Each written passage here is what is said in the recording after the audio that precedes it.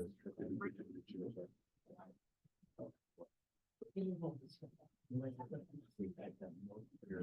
right, we're recording.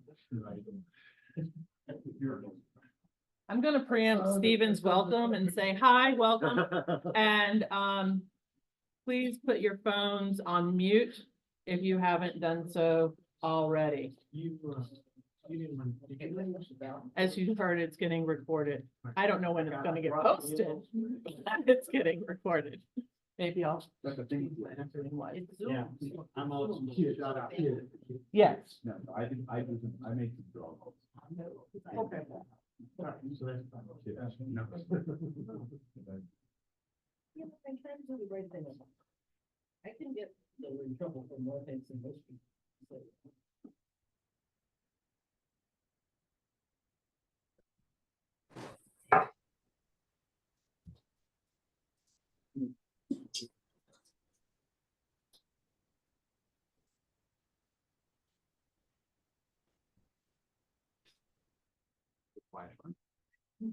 What'd you do to him? I pick up the mic and everyone No, shut I up. don't want you.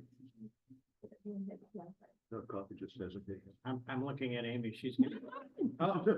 I'm gonna, give me the finger when you're ready. Okay.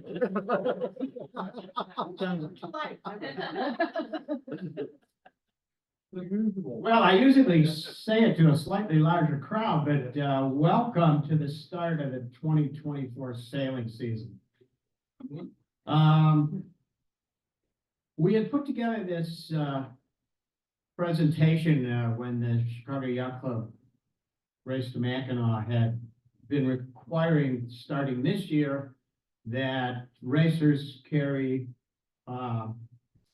AIS, not only receive, which they've required for the last couple of years, but transmit, which opened a box of problems. And we, Darren Beck, who's not even here this morning, I noticed, suggested last fall that maybe we have a session on AIS. And in talking that up, I got a volunteer. Blaine Boyton is the fleet captain for the Chicago T10 fleet. He's also a past master at installing AIS, having fumbled through it on his own boat. He carries, as many of you and a few of you out in the Zoom world, he already carries AIS transponding. So we're going to do a little of that. We should be able to have somebody zoom in, at least we're supposed to, from the race, the Mackinac Race Committee, so you can throw rocks at the screen at him and answer questions. Then we'll take a break, and the second session will be with a forecaster from the National Weather Service in Romeoville. They were actually going to appear in person, but the big low hit them first, so they're busy forecasting, and so they will appear by Zoom. So let's get started. I'm going to turn this over to Blaine, and he's on his own. Morning, everybody. So I'm the fleet captain for the T10 fleet, and I'm also the fleet geek. And I also do geeky stuff for a living. I lead a product development team for satellite companies. So I like electronic stuff, and I've installed a lot of it in my boat, and then I've helped many others install in their boat. I'm probably out of the box. Except for the box here, so I need to stay here. So we'll go through AIS. I installed it in my boat 2 years ago because I saw the MAC rules were changing, and I kind of have this philosophy that I want to do as much maintenance off season as I can. And so ripping up the boat to pull wire and do electrical work and all that stuff, you know, while I'm rushing to get the boat ready for the MAC in the summer is not really in line with my philosophy. So I like to try to get ahead of it. So I went and installed it, and then the can keeps getting kicked on the requirement. And so I'm not sure the can being kicked on the requirement really matters. Now that I have AIS installed, and now that I transpond, which means I transmit and I receive, I'm very glad I have it, and I'm going to show you what it can do for you. I'm going to show you a couple different ways you could install it, from cheap and less invasive to more expensive and more invasive. And there are reasons why you would pick these different installations. So we'll go through that. I've put together like a bill of materials, like what you would need to do the installation. And I've identified some equipment you could buy, and I've put the prices on there as well based on going shopping for AIS yesterday. I'd like questions or comments as we go along. I think I have about 20 slides, which is probably an hour of content, maybe a little longer with questions, but some of them will move through quickly. So Amy, let's go to the next slide. Yeah, you think that would be easy to do. Should be right computer. Arrow button. Yeah. There we go. So On a good day, I I teach tested a computer bunch of science. pictures online to try to make the presentation better to look at. So we'll do an intro to AIS. What is it? We'll look through equipping and a couple different ways that you could equip. I'll talk about how to use it, and then we'll have time for Q&A. And I'll just make one disclaimer here. So this is kind of a DIY centered presentation. If you don't know what you're doing with marine electronics and DC power, etc., please don't go chop up your boat and say, well, Blaine showed them how to do it.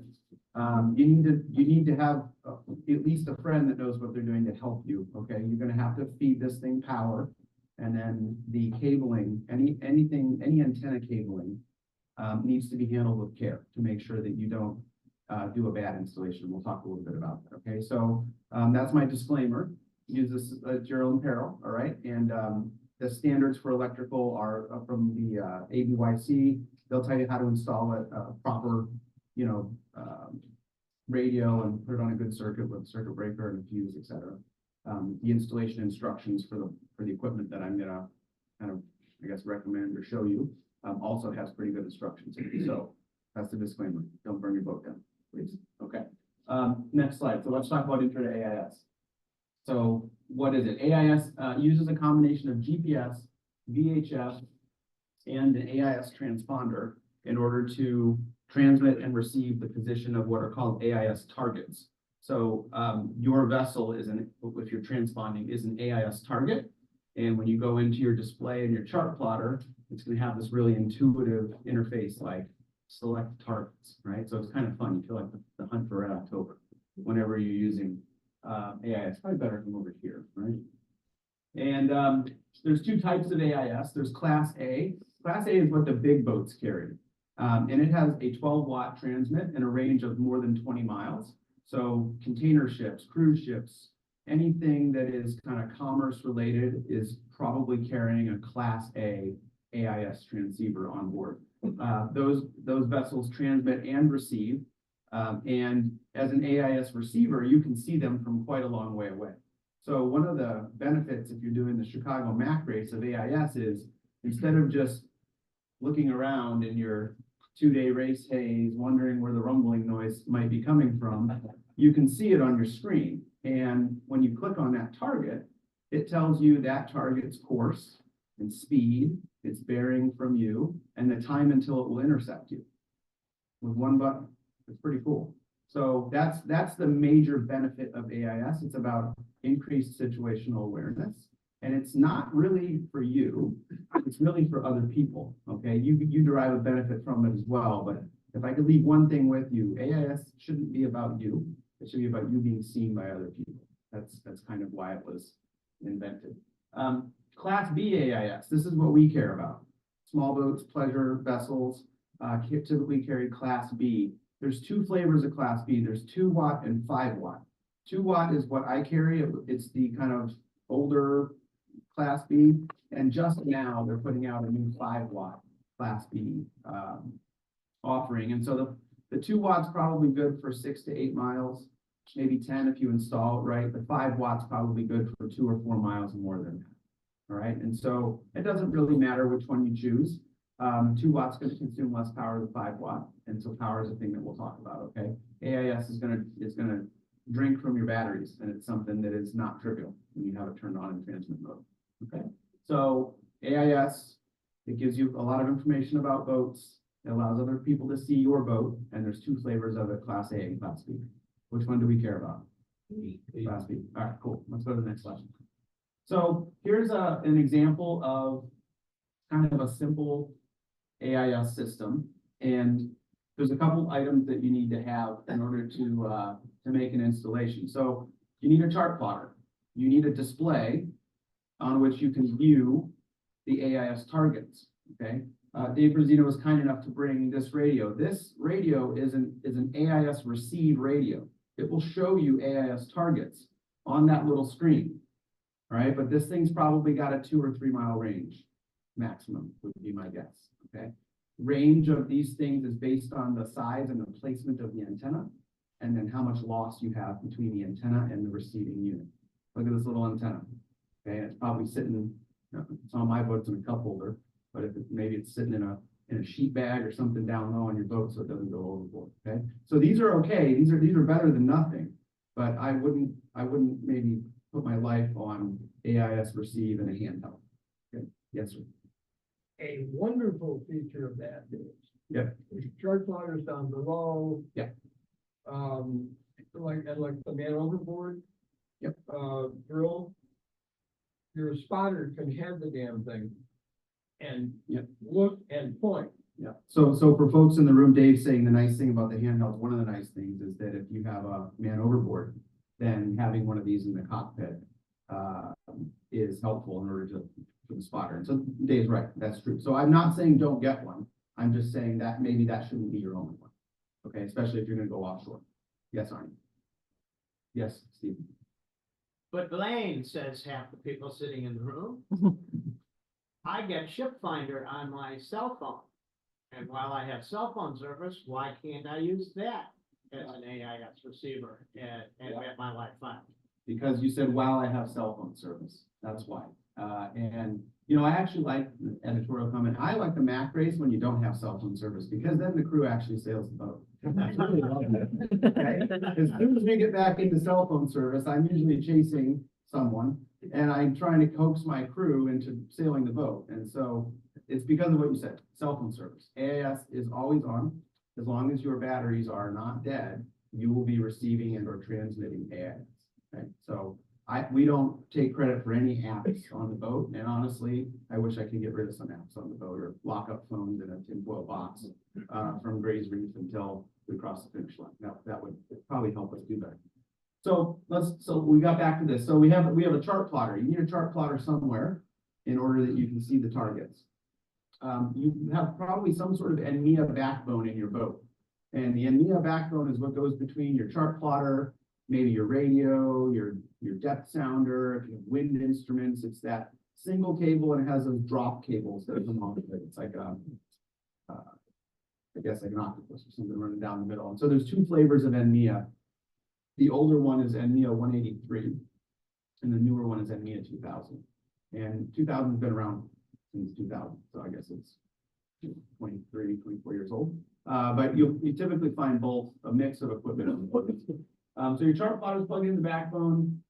In this installation, this is a boat that is transceiving AIS, receiving and transmitting, and that function is built into the radio. Okay, so you can put the AIS functions in different boxes in different places in the boat, and it kind of depends on your personal preference and your spending tolerance as to where you want to put those functions. All right, so this was easy for me. This is my boat. This is how I did mine. And so when I was making these slides, I just took it out of my head. And I have a VHF, a DSC radio that has a built-in GPS that also has AIS, Class B AIS receive and transmit built into it. Okay, so in this installation, I need one more box because your VHF radio needs an antenna and your AIS transceiver needs an antenna. Okay, and so there's 2 ways to do this antenna business. Okay, you can have 2 antennas, which case you have to pull more coax cable that's expensive, and then you have to worry about properly separating the antenna so that they don't cross talk with each other, or you can share an antenna. I don't really want anything else at the top of my masthead because I'm OCD like that. So I'm on the 1 antenna plan. All right, and I'm advocating for this group, just do the 1 antenna plan. And everything I'm going to show you today is 1 antenna. Okay, it's better to have 1 antenna properly installed then two antennas not properly installed. Okay, so share the antenna. It's the way to do it. You can share the antenna a couple ways. In my installation, I have a VHF antenna splitter. I'm gonna move around. I know, but you're just hopefully- going outside I of know, this. hopefully, folks should be looking at the material, not me. So what happens in the antenna splitter is I have a nice coax run coming down my mast from the antenna. And then that box splits it. It has an input for the VHF radio and then it has an input for the AIS transceiver. Okay, another advantage of an antenna splitter is they all also have an FM radio output. So if you wanted to put an FM radio in your boat, or if you have one and you want it to work better, there's an output on these splitters that says FM radio, and you can run a cable from the splitter to a radio, and you'll have excellent FM radio coverage if you need to use it. Yes? What is the DSC? Digital selective calling, I think. And DSC is, I'll talk about it. It's coming next. I think it's on the next slide. I gave you $5 for setting it up. Okay, so this is one installation. This is a Class B installation where the AIS transmit and receive functions are integrated into the radio. It's sharing an antenna with an antenna splitter. Okay? Yes. So is the antenna splitter, like a physical, you have to switch it? Oh, so I'm glad you asked. So the antenna splitter works by digitally detecting when you push the transmit button on your voice radio or when the AIS transmit is transmitting. And so it's sitting there and watching for a transmit signal. And as soon as it sees a transmit signal, it mutes the other transmit. And there's a priority to it. So it prioritizes always the VHF transmit. If you're transmitting voice and you need help, the AIS splitter, the antenna splitter, will always prioritize the voice transmit first. Then it does the AIS transmit. And so what it's doing is it's acting as a gatekeeper for the transmission signal, and it's making sure that a couple things happen. Number one, if you need to transmit voice, you can always transmit voice. And number two, you don't transmit both at the same time. What about receiving signals? Is it always on? It's always on for receiving signals. Yep, that comes down a separate path. And so the transmitters are pretty cool little boxes. And we'll talk about them, how much they cost, etc. Outside the splitters. Okay. Yes, sir. In your setup, you've got a B&G VHF, I do. and it has receive and transpond built into it. It does. And the reason I chose it is purely aesthetic and installation complexity. You can buy that VHF radio as a DSC only, and it's that big. You can buy that radio as a DSC plus AIS receive only, and it's that big. Or you can buy it as a DSC with AIS transmit and receive, and it's that big. What it means is I didn't have to cut a new hole in the boat. I didn't have to change the bracketry that I had holding the radio. I didn't have to change anything. I just added more wires. I wasn't aware that any of the VHF manufacturers had a unit that had both send and receive built into the unit, because I talked to Standard Horizon and I talked to ICOM, and they both said they don't have and don't plan to have such a product. B&G is the only one I found. My boat has B&G everything on it. And for my trouble, I pay about 50% more. As is the B&G way, right? Okay. So let's go. Any other questions on this? I'm going to show you 3 setups, and we're going to take some time to get through them. Okay. So any questions on this setup? I Yes, actually sir. have, it's your chart plotter. I've been on a few different T10s. Some of them have the chart plotter on a swivel base. Some of them have it permanently mounted, and you always have to go down below. What do you? I have mine on what's called a ram mount, which is a swiveling base, and I put it on I have a cabin top on the LS10, and I put it on the vertical, so I can swing it out, and it sits right in the middle of the companionway. It is lovely for sailing and situational awareness. The pit person hates it. And every single line that can get wrapped around it gets wrapped around. So the bezel on that chart plotter, we replace that bezel about 5 times a year. It's $20 bill. Yes, Dave? I put a mount, so it's under the scramble. Yep. On the T-top. Yep, there's any number of places. In the helm, good to see it. Yeah, my requirement again was that I did not want, I had this thing about drilling holes in the boat. I did not want to drill another hole in the boat. So I put it on the arm and it swings and goes out of the way when I don't need it. All right. Yes, sir. But worth emphasizing that the AIS transmit should always be on. I think that's a rule for the left. It is not a rule for the map race. It could be. Once they require transmit, it will be. I'm going to show you an installation today that would allow you to have a transmit mute switch. Okay, we call that rigging for silent running for Minister. And there are reasons why you would rig for silent running. AIS can be used as a strategy aid, and I'm going to show you a little bit of that at the end of the presentation. And I've been hunted down at night by a boat that'll be nameless, me. They hunt me down every time I put AIS transmit on. And so I may not leave AIS transmit on all the time until the requirements are there. Are they trying to do away with yellow brick then? I don't think they're going to do away with it. I think yellow brick will stay. But AIS is useful. And if your friends and family want to follow you on the Mac, you know, you can go to marinetraffic.com and they can follow you the whole way up. It's great. Kind of cool. They actually see the whole fleet of boats. Okay, let's keep going. So someone asked about AIS versus DAC. So VHF with DAC. What happens is you have the voice transmission path, and then you have this really skinny little data path that sends basically three things. Your MMSI number, which is a 9-digit identifier that you've all probably applied for when you got your DSC radio, your GPS position, and distress. Very simple system. So your position when you have VHF with DSC is not reported until you push distress.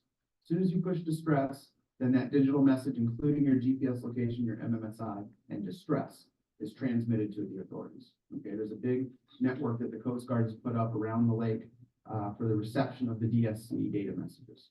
Okay, so VHF with DSC helps when you push distress. That's the whole purpose of it. That's why on these radios, you'll see on the back there's a distress button, and you have to push this little thing down, and then you have to push the button, and then everything starts beeping.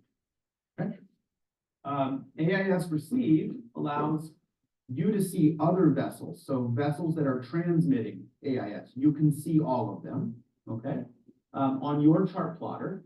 And you can also receive signals from ATONs or navigational aids. So many of the navigational aids and bell buoys, the important ones, now have AIS transmitters on them. So if you're trying to find like the Death's Door buoy, the one up on the way to the hook, that one's got an AIS transmit on it, and you can very clearly see it on the chart plotter. So I don't know about you, but one of my pet peeves about sailing instructions is they use a stupid light list, and I never have the light list on the boat, and you got to look up this dumb light, and then they put it in a weird GPS degree format that doesn't, so just AIS makes finding buoys and things much easier. AIS transceiver means that you're transceiving, you're transmitting and you're receiving. Your position is reported every 30 seconds to 3 minutes. It depends on your manufacturer. On the B&G radio that I have, if I'm less than 2 knots, it reports every 3 minutes. If I'm more than 2 knots, it reports every 30 seconds. And it changes the transmission frequency based on our boat speed. Okay. So those are the 3 differences. We're good? That answer the question? All right. Let's go to the next slide. MMSI. You need an MMSI for AIS. You need an MMSI for DSC. And you need to be a little bit thoughtful about the MMSI that you choose. If you're going to take your boat into international waters, I'm not sure how much that happens here, but if you're going to go up to Canada with your boat, you technically need an MMSI that is issued by the FCC.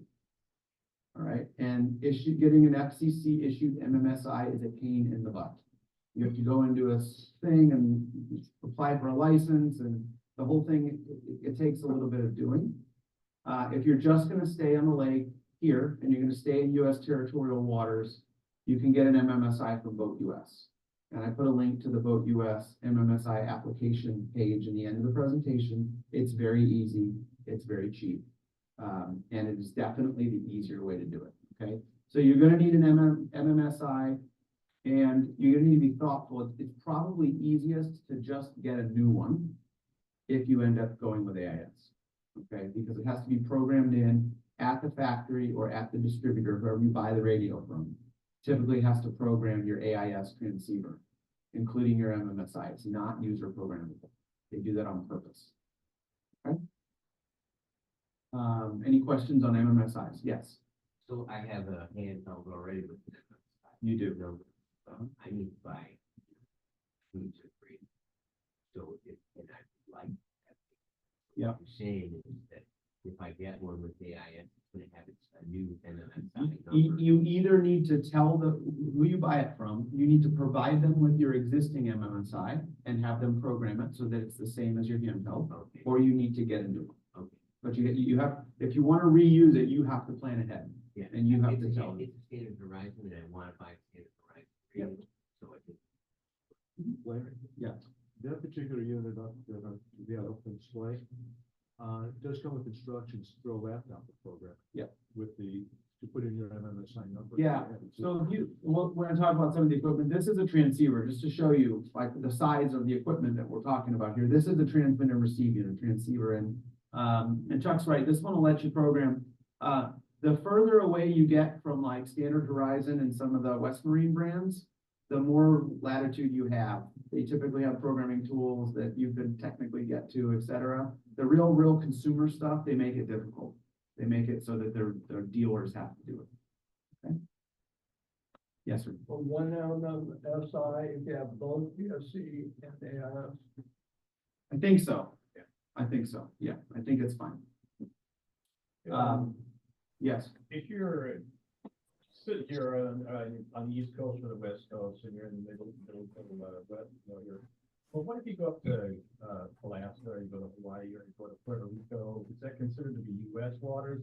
Or you have both U.S. or do you have? So you're starting and ending in U.S. waters, but you're going into international waters shortly after those destinations you mentioned. So if I were you and I was going to those places, I would get an FCC issued MMSI.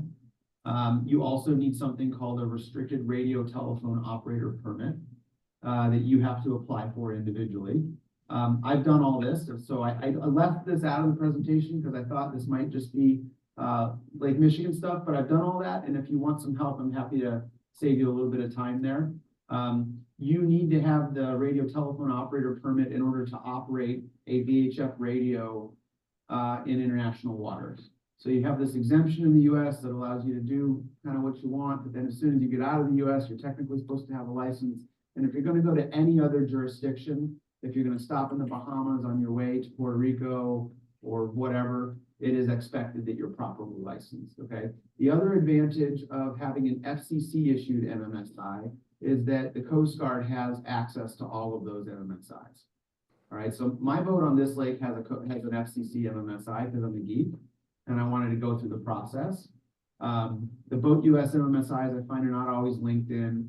I have been hailed by the Coast Guard twice during the MAC race, and they always know it's me, and it's always the first time.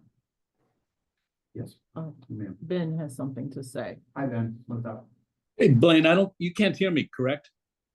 Hey, faintly, yeah, go ahead.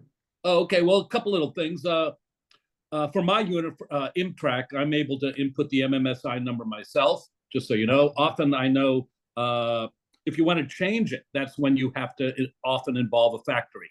Yep. So Ben's saying that he has an M-Track. Okay, this is an M-Track, and he can enter his MMSI himself, and that's true, usually the first time. And if you want to change it, sometimes you have to send it back. So you kind of burn it in, right? And then if you want to change it, you have to send it back to the factory. And they do that on purpose so that you can't clone devices and do kind of either accidental or nefarious things. All right, Ben, what else? Oh, well, one minor little thing. Also, if one is doing the Bayview MAC, they may find themselves in Canadian waters. Yes. So one more argument for getting the FCC and maybe the MROP and all that stuff. And you also often will get a radio call designation, Whiskey Delta Echo 4632, etc. Yep. Yep. So what Ben was saying is that if you do the Bayview MAC, you can find yourself in Canadian waters. True. T10 Nationals transits Canadian waters whenever it's in Port Huron every single morning. In addition to having a radio telephone operator license and an FCC issued MMSI, you also need something called a ship's station license, which gives you a whiskey designator. So you get a radio designator like a radio station would. So Minister has a WB number that I have on my little bulkhead. So yes, okay, Ben, great. Those are helpful comments. Thank you. Let's keep moving. Okay, so now we're going to talk about equipping, what you would need to do to install. And I'm going to take you through three different scenarios. and I encourage questions in here. And then I've kind of put together like a list of equipment for each of them and the costs, and we can go through that. So first of all, you need to power the installation. Just as a trivia fact, a 25-watt VHF consumes about 6 amps of current when you're transmitting. All right, so you need to make sure that you put your VHF DSC radio probably on a 10 amp circuit or higher. And so if you have your DSC properly installed today, you should probably find it's on a 10 amp fuse or circuit. If it isn't, you should address it, okay? The last thing you want is when you need it and you go and you key your mic and then you blow a breaker or you blow a fuse. That is not the time that you need to be doing the fuses. So make sure you have it on a properly sized circuit with the wires at appropriate gauge, and test it. Okay, test it in like more than 3 seconds on your radio, right? AIS doesn't necessarily increase the current, okay, the amperage on that radio circuit, but it does increase the frequency of transmission, right? So think about it. You now have this little box that's chirping out your position data every 30 seconds or 3 minutes. And I can tell you that on my boat, I have relatively new AGM batteries. I carry 2 of them. AIS probably makes me have to charge 30% more when it's running. Okay, I used to be able to run the boat 14 to 16 hours in between charges, and now I'm lucky if I get 10. Okay, so you need to be thoughtful about how you power this. You need to make sure you have the right size cables to it, and then you need to make sure that you have the right batteries with the right amperage, right, and depth, and that they're relatively healthy. Okay, any questions on the power side of things? Okay, ADYC, as I said, is the body, the American Boating and Yacht Council, and they have electrical standards that you can get to online, and it will show you their recommended way to do an installation of this type of stuff. All right, any questions? Great. Next slide, please.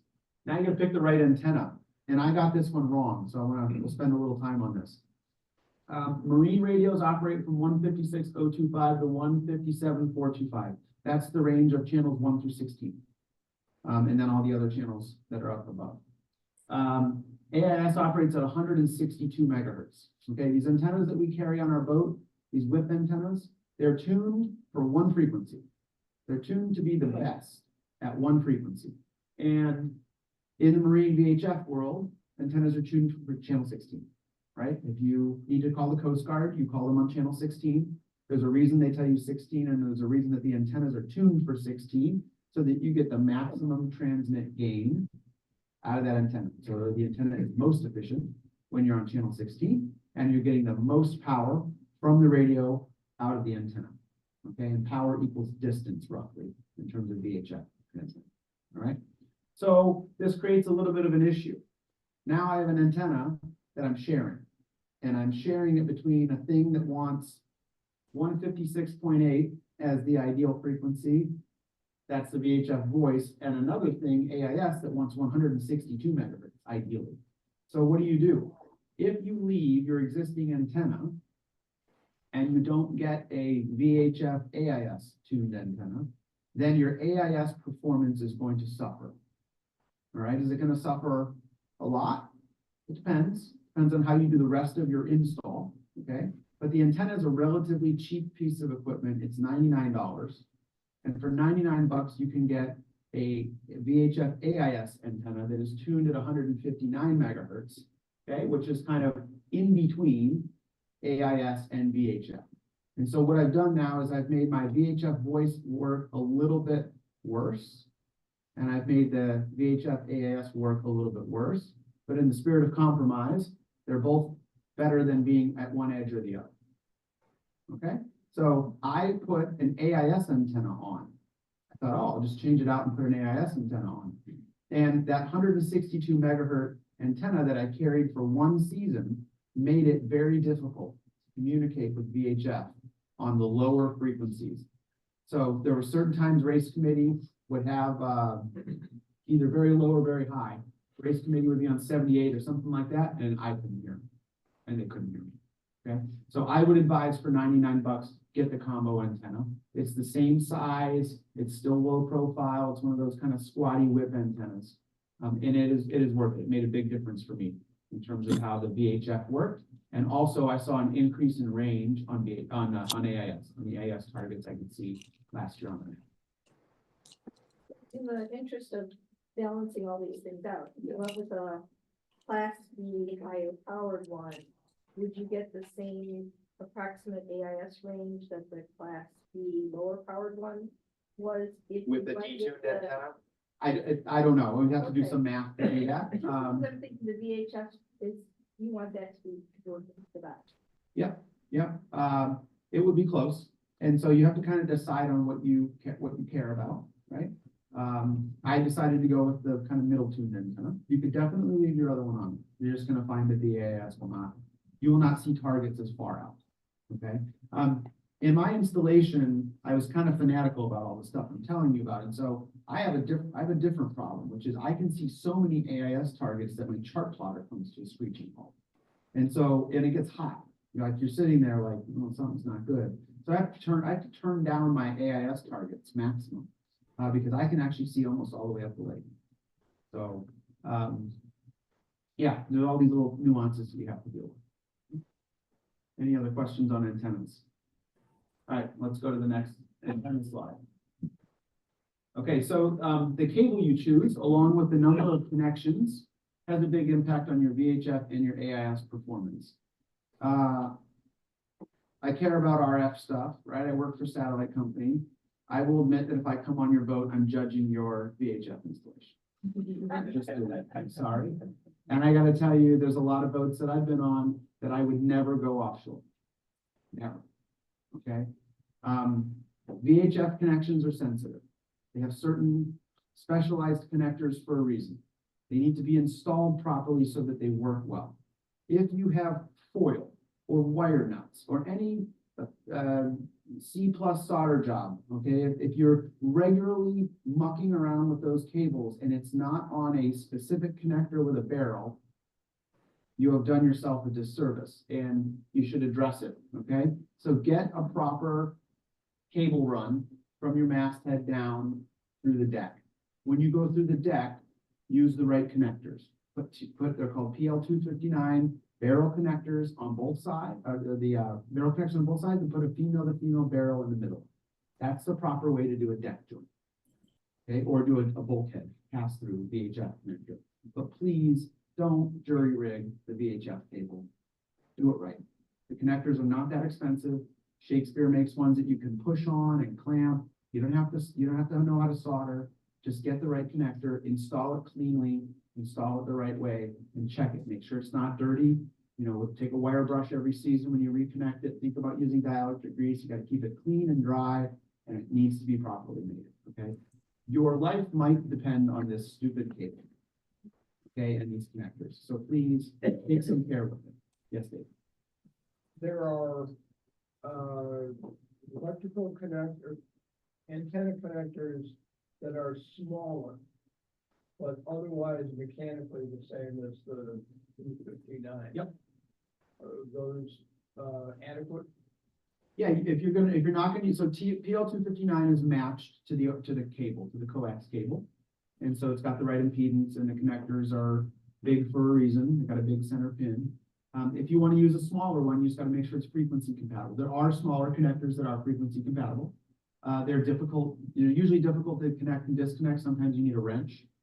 It's your choice. But if you want to connect and disconnect using your fingers, I recommend you get the PL259s. And if you go to West Marine, those are the ones that are gold, and they have these little like ears that you fold down. Okay, if you look at that cable, there's a lot going on with these cables. Okay, the part that transmits the signal that you care about is the shiny thing in the middle. That's the conductor. Then there's a plastic shield that goes around it. Then there's a foil shield that goes around that. And then there's a sheath that goes around the outside. So if you start from the bottom, the sheath on the outside keeps people from nicking the cable. It's for physical protection. The foil wrapping, as you go one up, keeps other electrical signals out and keeps your VHF signal in. The plastic white stuff near the top provides rigidity so that you don't bend the cable in such a way that you break the conductor in the middle, okay? And then the little cable in the middle is what's actually carrying the signal.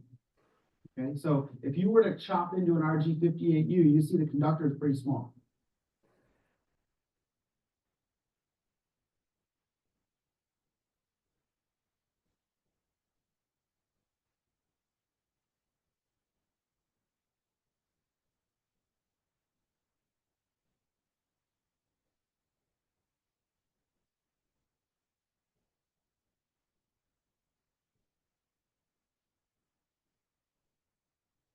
Yeah.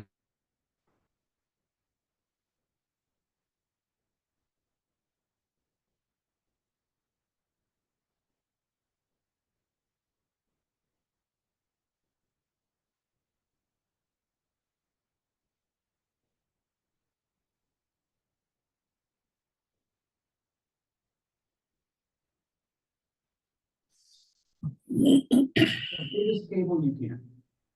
Use the biggest, thickest cable that you can accommodate in your installation.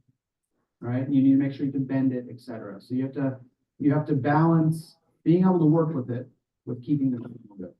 All right, so it depends on kind of how your installation is.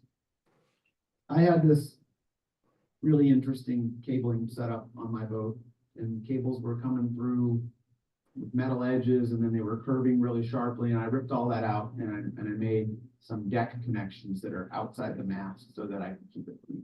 Right, so take a look at your installation. This is one that this should look good. All right, this should be clean and tidy, and it should be restrained. It should look nice. This is one area that both this should be in good shape. Amy, may I say something? There you go. Go ahead. What's the question? Go ahead, Ben. Something to add to the cabling.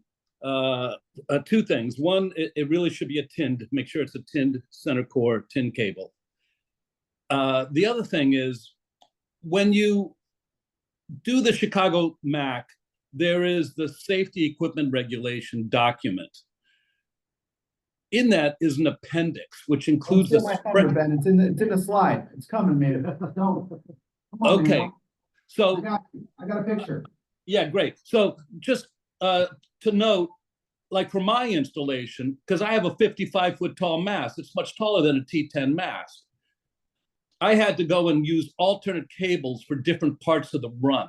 Yeah. I used a really, really heavy cable, thick as a forefinger, down the mast. But then to get to my chart plotter and to my equipment, I went to a smaller gauge cable, but still working within the overall signal loss. So I guess you're going to cover that with this. I'm going to cover that. Yeah, and I put the calculator in, so we're going to go through the calculator together. And Ben's got a good point. Ben says, for the long run, I'm going to summarize what Ben said. For the long run, use the big cable. And then once you get down in the boat, you can use the smaller cable. And that's good advice. Okay, so I have big thick cable running down the long run, and then I have also thinner cable inside the boat. Yes. So what's the difference between the four cables that you have up on screen? I'm going to show you the difference in terms of loss, right? So the difference is how lossy they are. So if you put the signal, you put 100% of the signal on one end, how much do you get out on the other side? I'm going to show you those numbers. There are places, if you really plan it, there are places that will make custom cables for you. Is right. So I use a company called Pasternak Enterprises. Pasternak makes cables. You give them the cable you want, the connector you want, the length, whether or not you want it to be heat shrunk on the ends, what color, and then you don't have to deal with any of this business. In order to do that, you need to be in your boat with a piece of string, routing the thing exactly in the direction and in the manner that you're going to install it. Okay, otherwise you're going to end up paying a lot of money for, they're definitely non-returnable because they're custom, but that is the best way to do it. That's what I did as well. You're right. Okay. I did the PL259 at the top and the smaller one at the bottom. Yep. Yeah. Okay. Yeah, and then you can do mismatched connectors on those custom cables. You can put a big one on one side and small one on the other. So those are all good inputs. Okay. Then set it up. Calculating cable loss. So if you go into the Mac safety regulations, in the back there's an appendix, and this is the little cable calculator. Okay. So what they've done that's nice is they give you the max length in feet that you can carry. So here's the requirement. You can't have more than 40% power loss. Okay. RF energy is logarithmic, okay? So 3 dB is twice the power. So you can't have more than 2.2-ish dBs of loss. And I'm just showing you here for a T10 that has a 40-ish foot mast. You probably have something like a 46-foot run coming down the center of the mast. And that means RG58's out.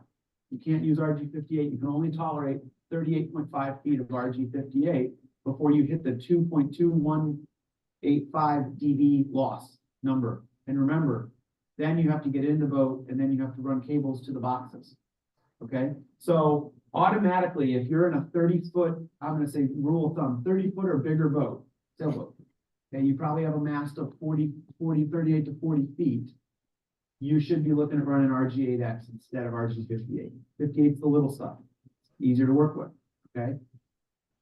Be curious, now that your boats are in the yards, go see what you have running down the mast, okay? Depending on who did the installation, if they're trying to do it quick and cheap, it's probably got RG58 in it, okay? And if you're just coastal here and you're, you know, always within sight of land, maybe that doesn't matter. But if you're trying to be MAP compliant, this is one where the inspectors never asked me to drop my mask to inspect the cable, okay? But they have asked to see the worksheet.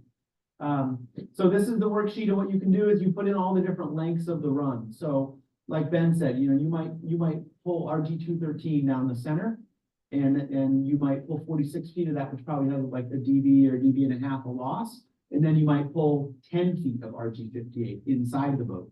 And so you can put those numbers in here and it gives you the total loss, and it has some logic and it turns red if you have too much loss, right? So you can play around with the lengths and the type of cables with this cable calculator, and it'll keep you out of trouble, okay? But just look at this.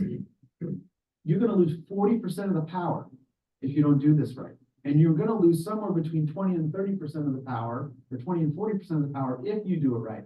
So your 25-watt VHF, once you cable it, is a 12-watt VHF.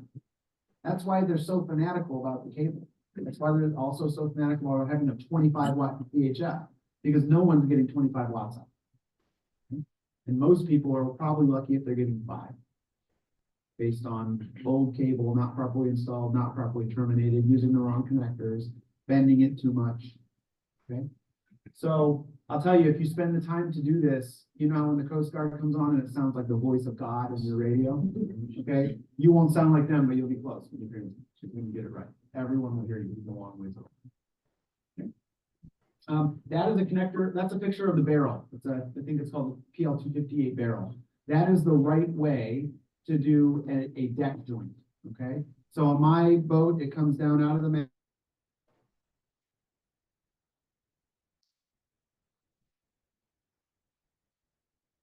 And I have a PL259, and I have a barrel. Fast. I just undo the barrel top side, and you know, I put a little piece of foam in the pin, and that's how I do my connection and disconnection over here. Okay, and I wire brush the hell out of it, and I do everything to make sure it's real nice when I put it back together in the spring. Okay, they make bulkhead versions of this connector. They basically have a flange that sits right in the middle here, and then it has some little ears and screw holes. So if you wanted to deck mount a bulkhead pass-through, they make pass-through versions of that connector if you really want to be slick. In mine, I put the barrel in there and then I E-tape the hell out. And use dielectric grease.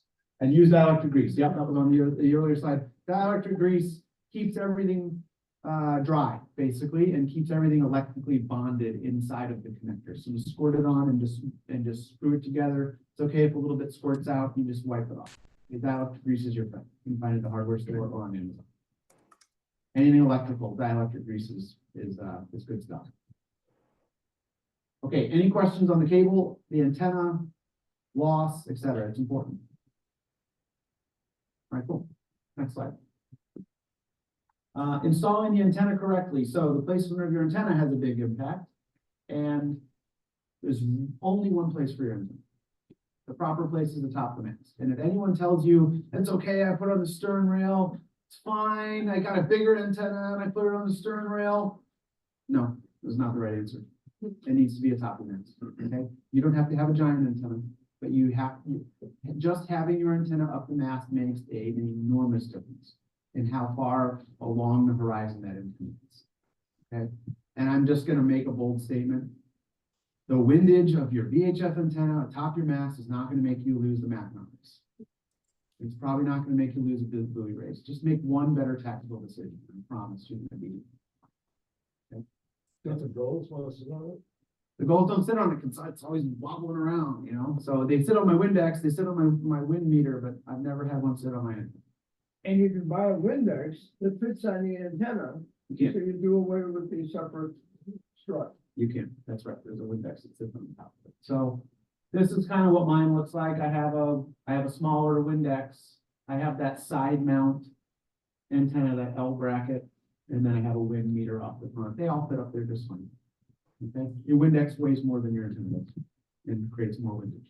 So, okay. Connections clean and tight, use dielectric grease, and then strain relief the coax where it comes out of the mast. So, you know, when I bought my boat, the hole for the VHF cable was just kind of like someone got a file and then the cable was just sitting there chafing. So I replaced it, I put a grommet in, I put zip ties on one side of it so it can't slide back in, but try to take the strain off of that cable if you can, so that it's not sitting there getting yanked on every time you're being smited. So there's the first word of the last line, look, I don't know. Loctite, yes. So Loctite is the blue stuff. It's called thread locker. And all of these antennas that have that bracket have a big nut right here. And there's a threaded part of the antenna that comes down. And so I'm telling you to use Loctite because one season I had to go up twice because the antenna was loose.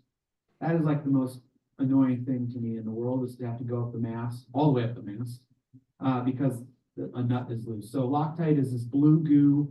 You put it on the threads of the antenna, and then you screw the nut together, and it just keeps the threads locked. And then you can get it undone at the end of the season.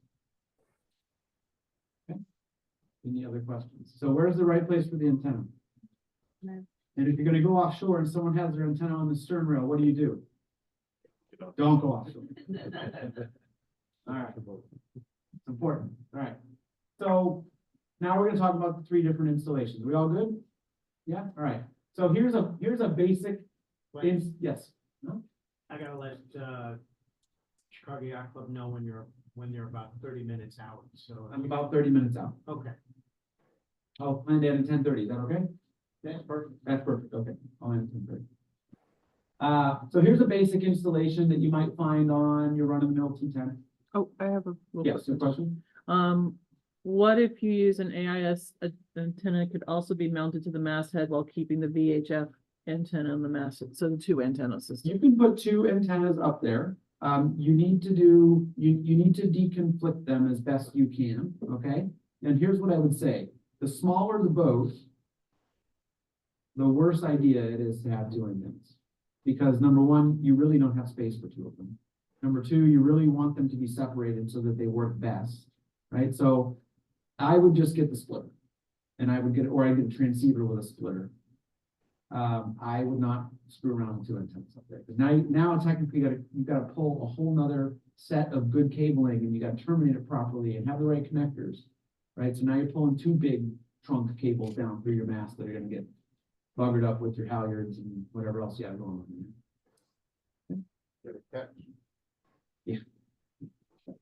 Okay, so here's a basic installation. You have a chart plotter, you have an EMEA backbone, you have this VHF DHC radio or DSC radio. It's plugged into the right antenna with a nice thick cable.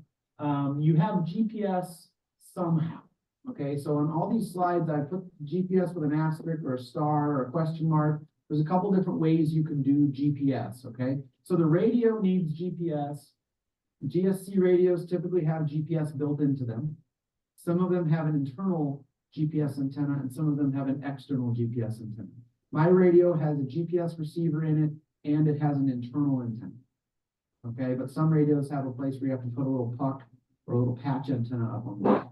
This is, again, drilling holes in the boat is a thing for me, and so I picked the route I picked. I did not want to drill another hole for a GPS antenna. If you have a newer system or a lot of instruments, you might have a high rate GPS antenna in your system. So my boat, I have a high rate GPS antenna that I put in the deck. And that GPS antenna actually plugs into the backbone. And that GPS antenna can provide high rate GPS to anything on the bus. So my chart plotter takes high rate GPS from a high rate GPS antenna, and my radio has settings in it whereby I've changed it to receive the high rate GPS from my backbone, and then it uses its internal GPS as a backup. Okay, so you got to be kind of thoughtful about GPS. There are ways to not have 3 GPS antennas on your boat. That was my goal. Because I didn't want 3 holes in the deck, and I didn't want 2 sets of cables. Okay, so I'm happy to talk with you about ways to do that. But that's what drove me to a radio integrated installation, is I did not want to have a bunch more antennas. So upgrading this one, let's go with the easy upgrade first. I have a DSC radio and I want AIS receive only. All right, so here's how we do it. So let's go to the next slide. You're going to replace your radio. The easiest way to do this is to replace your radio.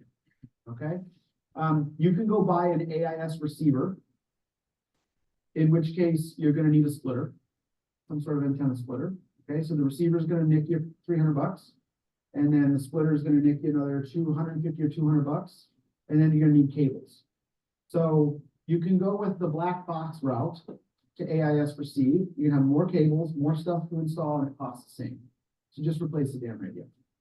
Okay, standard Horizon, GPS integrated, AIS receive radio is 300 and something bucks right now. All right, it automatically shares the antenna when you do it in the radio. Okay, so you'll need a splitter box. So go ahead and click. What's the B&G cost? 600 is the cheapest AIS receive only, I think, B&G. Okay. Yeah, and it's your personal preference. You know, for me, again, I want my instrument little logo to match the radio. I got problems, you know. So, okay. So what that does is that puts the AIS receive function in with your DSC radio. Okay, there's a number of different companies that make these AIS receive radios, and you're going to replace your antenna and your radio. Okay, so this is the easy route. Let's go ahead and click it again. Somebody, Larry asked again, is there any reason why the AIS VHF cable cannot be routed outside of the mast instead of inside, risking internal halyard foiling? Probably. I guess not. You eventually the UV will probably break down the sheath on the cable, but if you wanted to run it outside the mast, you could. I think having a cable dangling outside the mast is of equal peril, but that's my personal opinion. Okay. So what are the pros of the add AIS receive only approach? You place one box, the radio, you replace one antenna, and you share one antenna. Okay, and it's about $500 out the door. No splitter needed. Okay, and in the budget that I put here for you, that includes $50 to $100 worth of cable. So you could probably do this on the cheap. Like if you have a nice proper VHF cable run down your mast and everything's good and clean and tight, you might be out for $400. Okay, so that's the easy way to get legal, receive only. Okay, what are the cons? Next click. It's receive only, and when you go to do the transmit upgrade, it's kind of painful. You're gonna have to, you got to put another box in, or you got to replace your radio. Okay, so that's one way to do it. Questions on adding receive only? You're gonna get all these slides afterwards. I might give them to you for you to take and do what you like. All right, here's what you need, and I am advocating for the antenna because it's one of the only combo antennas I've seen and it works really well.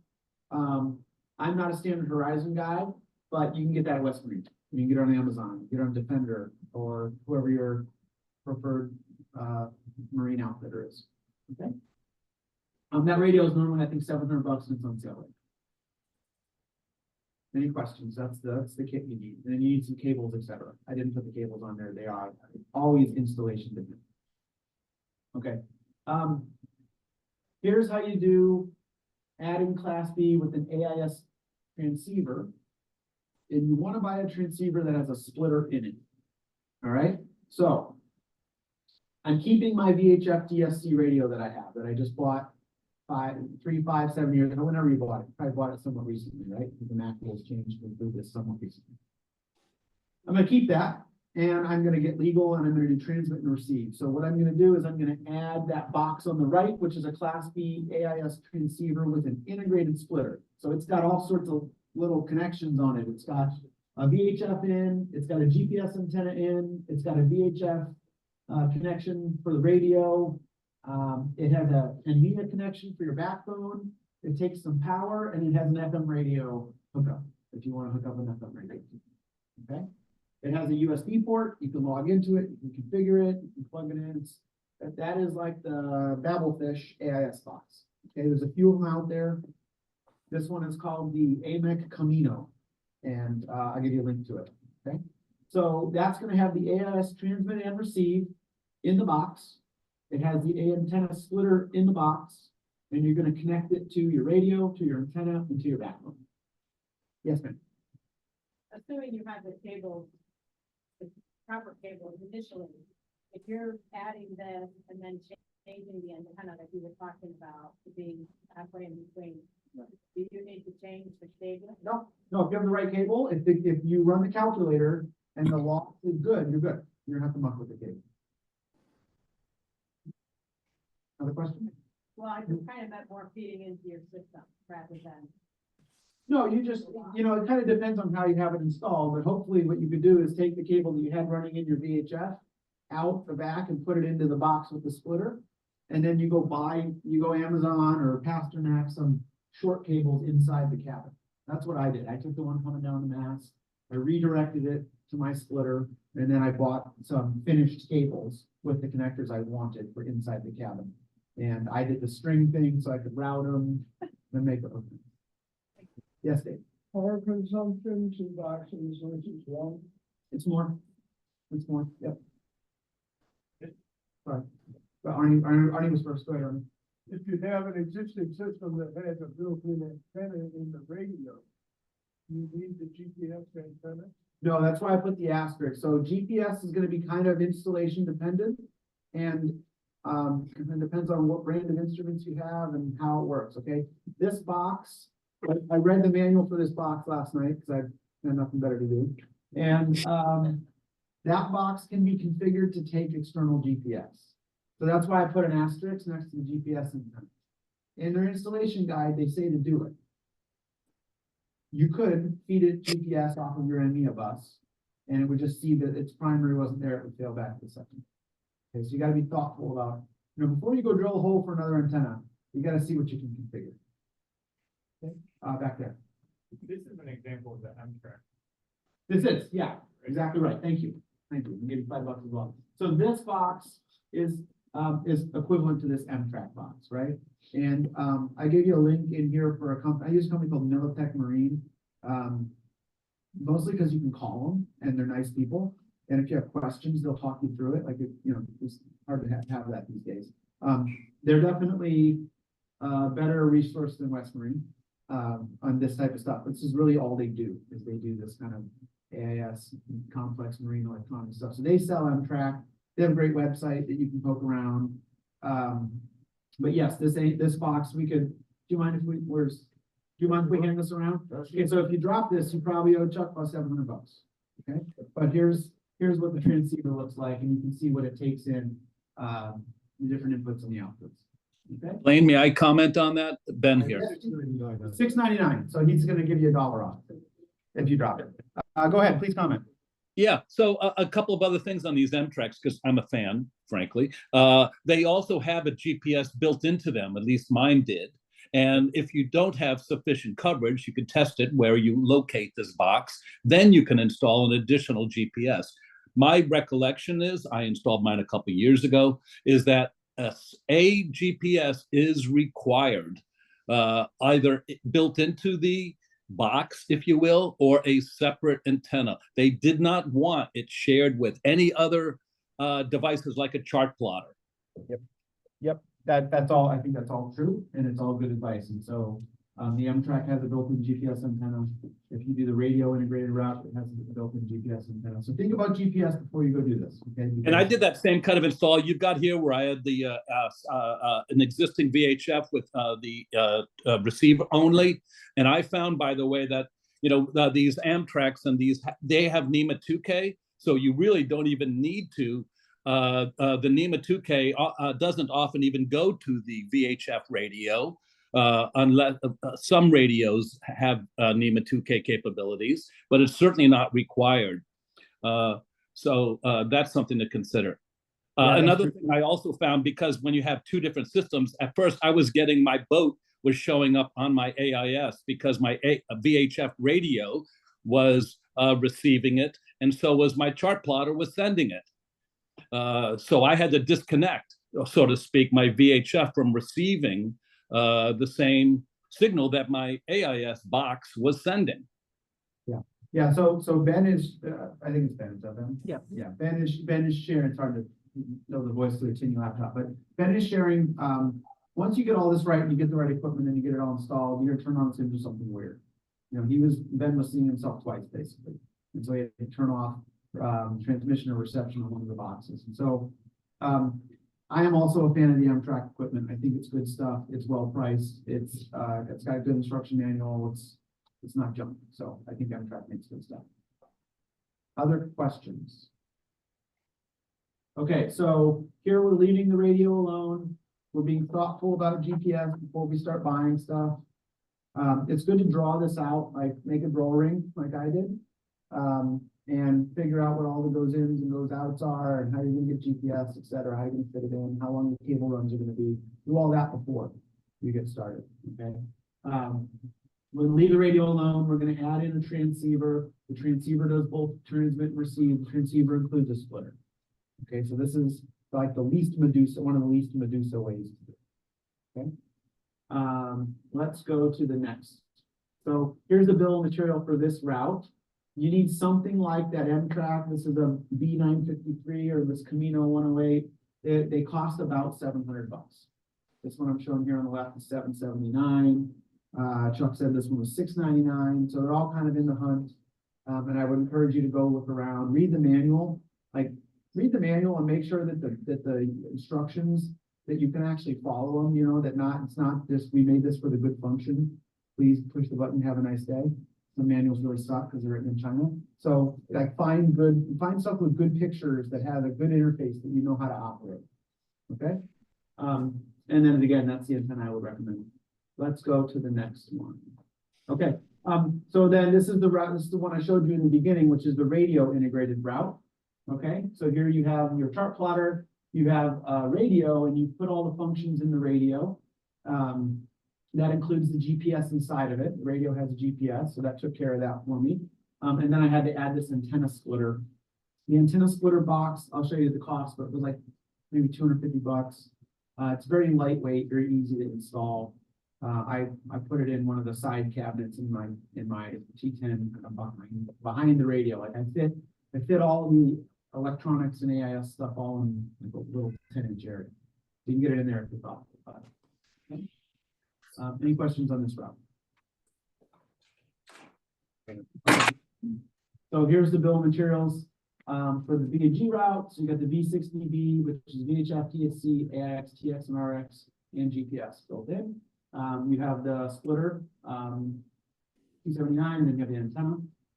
And so let's go to the next one. Okay, so here are the options. And here are the boxes you need. And here are some of the expenses that you might anticipate. So AIS receive only. And what I did is I assumed $100 for the cabling and connectors, which is probably pessimistic in all of these, right? So you could subtract maybe $50 from them, depending, or $100 from them, depending on how you feel about your current installation of cabling. The antennas assumed in all three. So again, if you want to stay with a VHF voice tuned antenna, you can do that, and then you could avoid the antenna expense. You could try it for one season and see how it goes. You know, I went the wrong way. I put an AIS specific antenna. I put a 162 megahertz tuned in. So I went to the far other side of the spectrum, and it wasn't real helpful. So I would say either stay with the VHF voice tuned antenna or go with complex. Okay. So those are the boxes you need. Those are, prices as of yesterday that you can find on the web. And I wouldn't call it good, better, best, but it's receive only and then 2 flavors of transceive. Next one. So let's talk about using AIS real quick. It's maybe take 5 or 7 minutes, but let's go next slide. We talked about the primary use. So there's an example of an AIS screen, and you can see the targets are the little triangles, and the lines are their course line and then projected out based on where they're going to go. And you can configure your display kind of infinitely. You can tell it how many different things you want, how many targets you want to see. Do you want to see targets only that are moving? Do you only want to see targets that are going to crash into you? How big is the crash into you envelope or window? So like when I got my system and I put it on, it's configured so that boats that are close to you create what's called like a proximity alarm. In the first race I did, I was just went crazy the whole time. So you need to turn off the they call it the CPA, the closest point of approach alarm. So you need to change the threshold for those alarms down to a different value. Okay, it's very unnerving. It's a lot of beeping. It'll also go off when you're in the harbor. They go off harbor. They go off everywhere. It's like with all this stuff for the Mac, you got to add now. Like if you're not beeping, you've really done something. You've really done something. It's amazing. Okay. So primary use, increased situational awareness, and the benefit is for you and the vessels around you. You know, we're sailors, we're racers. It's not all about you. Okay. The freighter being able to see you is the major benefit. Okay. Increased visibility for sailing yachts that typically have a small radar signature. I don't know if anyone's ever seen the radar cross section of a sailboat on like a real ship's radar screen. Unless it's a military trained radar operator to find this. And so I don't know, I have one of those radar reflector things under a bunk somewhere. I've never used it, but that's what you're supposed to use in order to be seen. This helps. You know, you shouldn't not use a reflector, but by transmitting, you're making yourself very visible to shipping traffic and to others. Okay. And then you get lots of target data. So I'm a geek, I love data.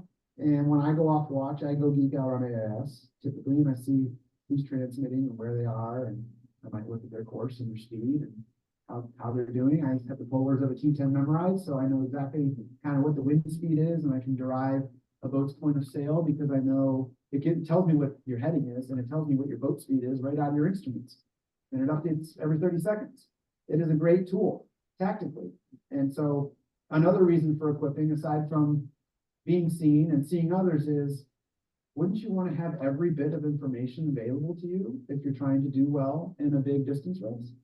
Wouldn't you want to have a crystal ball and know where Brian is and how fast he's going and what heading he's got and maybe chart his boat speed for the last 30 minutes? Yeah, that's great. Okay, it all comes with AIS, right? And so it's wow, you can click on a boat and you can tell it, like, you know, tell me what the time to intercept is. And it says if you stay in your current course and speed, you're going to intercept that boat. In the case of Brian, never for me. But you know, other times I click boats and I can intercept them, so that's kind of cool. Okay, so those are the primary uses. Let's go to the next slide. So here's a typical display of what you would see. Okay, those are targets. In this example, we clicked on Sim Vessel C. It's a nice name. Okay, in Sim Vessel C, when you click on it, it pops up information. So I get the name of the boat. That's programmed in at the factory. I get the boat's MMSI. Oh, cool. Now I can write down the MMSI. You know what other features you have in AIS? You can put in a list of MMSIs that you always want to track. You know whose MMSI I always track? Raise your hand, Brian. I always track Brian's MMSI and maybe 4 or 5 other boats in the fleet, right?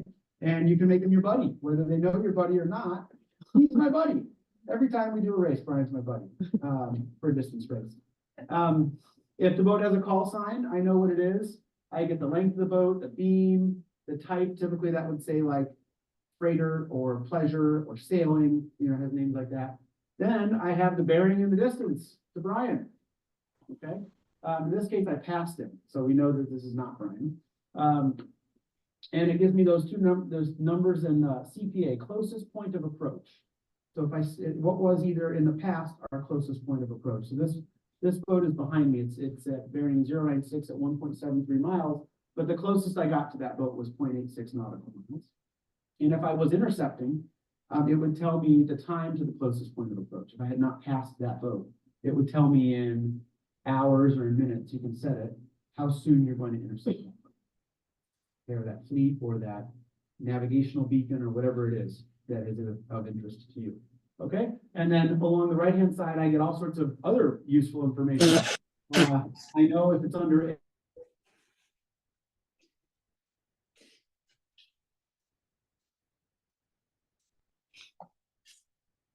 commercial vessel. Okay, if it's a commercial vessel, typically the port of their next call is also programmed in. All right, so this is super helpful in a distance race. All right, and it's a benefit that you get in addition to safety. And so in the interest of using every bit of information that is available to you, I would advocate this is a good thing. Yes, Dave? I would never actually advocate doing this, but Well, this will be you good. can change some information about your vessel. Like destination, that's gotta be programmed in. How much could you change to make it harder for your competitors to? So once it's properly installed, there's not a lot you can do to change the information that's in there, okay? But what you can do is you can rig for silent running, all right? So I was in a talk at Columbia a couple years ago, a winter talk, and I think Richie Stearns was talking about like what he did back in the day before AIS. They used to take a piece of toilet paper and tape it over the stern light. So just kind of go like that. People would think it was a light or what it was. So, you know, you can turn AIS on and off. There were fake radio calls. Yeah, it's the equivalent of it's a digital piece of toilet paper, right? It's your switch. You can turn it on and off. There's all sorts of stuff. I mean, Lloyd Carson threw nuts and bolts at my boat one time to make me freak out. You know, there's all sorts of things you can do. So I'm not going to advocate you mess with AIS, but what the stuff that's programmed in at the factory, and if you go look at the manual, you'll see what's programmed in. Or if you go to Defender, anyone order stuff from Defender? Defender's a marine outfitter. They have an AIS programming worksheet, and if you order any radio from them, you can see what they're going to require of you. All of that stuff that they require of you cannot be changed once it's programmed in. And it's things like where is your GPS antenna, how far off the center line is it, how far from the bow is it. It's a very detailed worksheet. Yes. Somebody online said, one of AIS's greatest benefits, safety benefits, is of course receiving the signal from a personal AIS man overboard. Correct. Do you have slides coming up I about don't that? have that. I didn't put that in there because I felt like there's been so much on the personal AIS thing with the Mac race. But yes, you have all these now personal AIS beacons that everyone has. That is another source of incessant beeping. And of course you can see those, and so that's pretty slick. I mean, on my boat, we have done much more structured man overboard drills in the last few years, owing to a new crew member. And it's like we throw a thing overboard and it goes crazy, and it tells you exactly where the course and bearing to the person in the water. That's really great. So yes, that is a huge benefit, and I kind of left it out here because I felt like it had been covered. And I don't know if Chicago Yacht Club is going to do it again, but they do that. There's a late June, early July. They do a fake AIS event where the Coast Guard goes and throws a personal AIS beacon overboard, and you can go basically test your installation. That's a good thing to do. We coincided our training last year with that, and it's helpful. And I don't see Graham in here yet. That's okay. I got 5 more minutes. Okay. No one more slide. All right. Okay. Let's go to the next one. Okay, so I talked about some of this stuff, but strategic use by racing. So AIS can tell you about the conditions ahead by showing vessel data from targets up the field. So that's helpful. You can look at individual targets, or you can look at a group of targets. When everyone is mandated to carry it and transmit, you're going to be able to see a lot. You're going to probably be able to see the cruising fleet for some amount of time. Okay, so that helps you. That helps you know what's ahead, right? AIS can help you plot a course to intercept a target vessel or a fleet. AIS transmit can just be disabled while it's permitted, and you can put it in silent mode. And so silent mode can happen in a couple ways. In my radio integrated installation, I go into a menu and I choose AIS silent mode, and then I'm receiving only. You can also put a physical switch in, the silent running switch. So this Camino box that I showed you has a provision for a physical switch. I would bet the M-Track has a provision for a physical AIS switch as well. If you put the switch in, and then they require it all the time, just remember you got the switch. Okay, you gotta leave it on. Yes, sir. If you get the Amtrak one and you want to do silent, I would decide to use the Bluetooth version. The Bluetooth version, there's an app. Yeah. Yeah, there's one that has a Wi-Fi Bluetooth, that's the common on the Amtrak, there's a variant that has Wi-Fi Bluetooth, and then there's an app that you can go into in your phone, and you can turn it on and off. Okay, that breaks my rule of no apps, because if your phone battery's dead and you're in silent mode, you need to turn transmit on, it's a problem, but.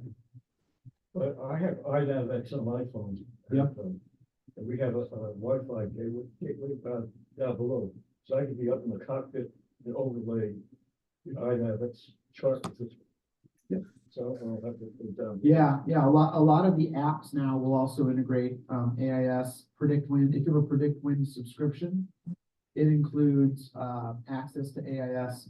There's a couple different AIS data feeds. There's a really good one that basically pulled in all the maritime traffic in the world. And in order to get access to that feed, normally you have to pay for it. If you have a Predict Wind subscription, it's included. I don't know if you know that, but you can go in and click on AIS. And if you have, I don't know what kind of boats we have here, but if you have a Starlink or something and you got a computer down below and you wanted to look, you can see everybody all the time. Okay. Yes, sir. The B&G app has. Yeah, the B&G app has it built in too. That's good. Yeah. All right. If you have a Wi-Fi network on your boat and you're propagating the NEMA 2K, most apps should be able to receive that and show within those chart applications your AIS ships. Yeah, so the comment is that if you have a Wi-Fi network in your boat, most of the apps will allow you to see the AIS targets. There's some cool apps like Apple Watch. There's some apps you can use and your crew can see your boat speed and heading and all sorts of stuff. So there's the whole app. We can spend a whole nother time on apps. And by the way, somebody asked about what a person overboard looks like. It's sort of an icon. I can't find it. I have pictures somewhere, but it's instead of it being that triangle, it's sort of a picture of a person with their arms crossed or with their arms up in the air, as like a little MOB in a horseshoe kind of thing. Okay, I think that's it. Questions, comments? Was this helpful? If you have other questions, I'm happy to help you answer those questions. If I can't answer them, I'll tell you I can answer them. There are people that know even more about this than me that we can hook you up with. I would strongly encourage you to think about equipping, at least with receive only. If you're going to do receive only, you can do the transceive route for a couple $100 more. You own a yacht, you're probably good for it. It's a small price to pay. All right. Thanks for having me. Here's a couple resources. So I couldn't get the hyperlink thing to work, but I will fix that. So we'll send this out. But you can go to the Chicago Mac CMSR, which are the safety regulations. That's an Excel spreadsheet. And if you go in the back, there's a link to the calculator. The Boat US MMSI application page.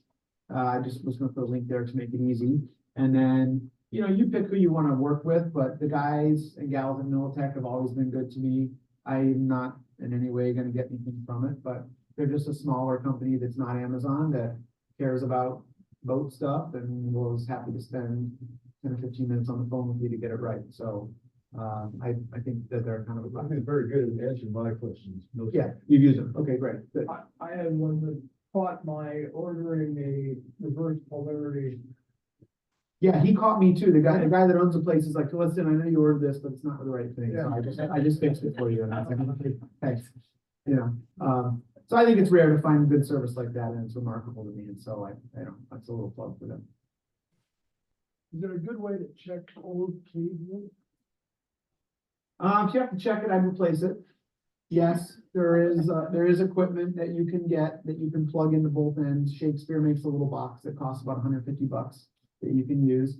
If you get a radio integrated installation like the one I have, you can check something called the VISWAR, which is basically the reflected radiation. It's a measure of how much radiation is reflected back versus out the antenna. So, the advantage of having some of the integrated stuff is that like mine has a health check in it. So whenever I step my mast and I get everything back together, I go into the radio diagnostics and I do a VISWAR check and I make sure that it's good before I put the things in. Also, again, with the Amtrak, when provisioning and setting it up, with your USB interface, it does the test and it Yeah. tells you what kind of signal loss. So you could It's the- determine at that time that you've got a problem with your antenna. Here's the deal, the box to do the test costs, so if you do an M-track or you do radio route, that can tell you, but the Shakespeare box to do the test is like $150. So just replace it here. It's gonna cost us. I have a brother who's a ham radio guy. Yeah. And they'll help you. There you go. Any other questions? Yes. So I think there might be a typo in the URL, because what I was looking up, it's just MILL. Oh, probably an extra I. Yeah, I wasn't caffeinated enough. Yeah, I apologize about that. I'll fix this page. I'll make this page. All right, we'll send the slides around and, thanks for your attention. Appreciate it.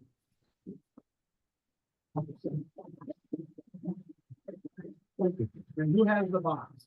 There it is. Return to sender.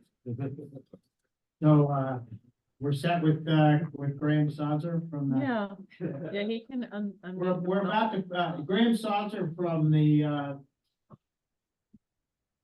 MAC committee is on the Zoom. He wanted to talk a little bit along with the AIS lecture, so as soon as we bring him up, Hey guys. there we are. Yeah, so I just wanted to, first of all, Steve and the rest of Corinthian, thanks for hosting this seminar. We're really glad to see you guys did it. I just wanted to be available to answer any questions that anyone might have about safety requirements of the race, or anything about this year's race coming up. Obviously, we haven't released the 2024 CMSRs. Those will come out February 1st, so in a couple weeks. But I can tell you that all the changes that we've made this year to the CMSR have been with two goals in mind, and that is, well, three, I guess. Number one is obviously safety, but number two is to not make the race any more complicated. If anything, our goals are to make the race simpler for entrants. That's both skippers and crew. And then our third goal was really to not add any cost or to make the, to not make it any more of a financial burden to join the race. And so that's really the spirit that we went into our planning session for 2024 with. And I'm glad, or I'm happy to announce that we've kind of accomplished that. So all the any safety regulations that we've changed this year, they all are in the spirit of making the race easier to join. For example, for monohulls, we've lowered the minimum number of crew from 5 to 4. We did that in response to boats like J88s and some of these smaller sprit boats that, they don't necessarily want 5 crew members on board. They prefer to race with 4. We've also changed the requirements for double-handed and multi-hull in terms of passages required for entry. It used to be like 100, I think it was a 100-mile overnight or 24-hour passage documented with both of the double-hand participants on board. We've now lowered that to 2 50 nautical mile passages. There's no time limit, but it does have to include an overnight component. And the reason for that was now something like the Queen's Cup or the Michigan City Overnight, or any of these other races that happen throughout the year, those will qualify. And we've also moved the date that has to be completed by to the end of June, so that these races, you have time this season to actually pull off these requirements. As far as AIS goes, I missed the first part of the seminar, so I apologize if it's already covered. I know that in the years past, we had kind of telegraphed that we were going to require AIS transmission. That is not the case. We kind of reversed on that. We looked at the bulk of the fleet already does have a transponder. And with Yellow Brick and everything else, we just opted that we didn't see a reason to push people to buy the safety gear, at least not for now. So those are kind of the big changes for this year. There's nothing really major. Again, it was all in the spirit to try and make the race simpler and more accessible. And that's based on feedback from everyone that participates. So if anybody has any questions about the upcoming race or the safety regulations or anything, feel free to ask me now. Any questions? Could Graham hear me? Graham, can you hear me? Yes, I can. So you've gotten rid of the requirement for AIS transmit for this year. it sounds like you listened to some of us who have been complaining about it in the survey. Do you foresee in the near future of then requiring it? If not this year? We haven't discussed anything beyond this year. I can tell you that our conversation wasn't focused around the idea of, well, let's delay it a year. It was we don't see a reason to implement this. So unless for some reason that opinion changes, I don't see us implementing it, in the next couple years. Should be required. How are those What's that? Who's gonna see you? I mean, personally, I would never race a boat without an AIS transponder. I have a hard time with this because I'm in the camp that I believe it's a very useful piece of technology. I believe it's a very important piece of safety gear.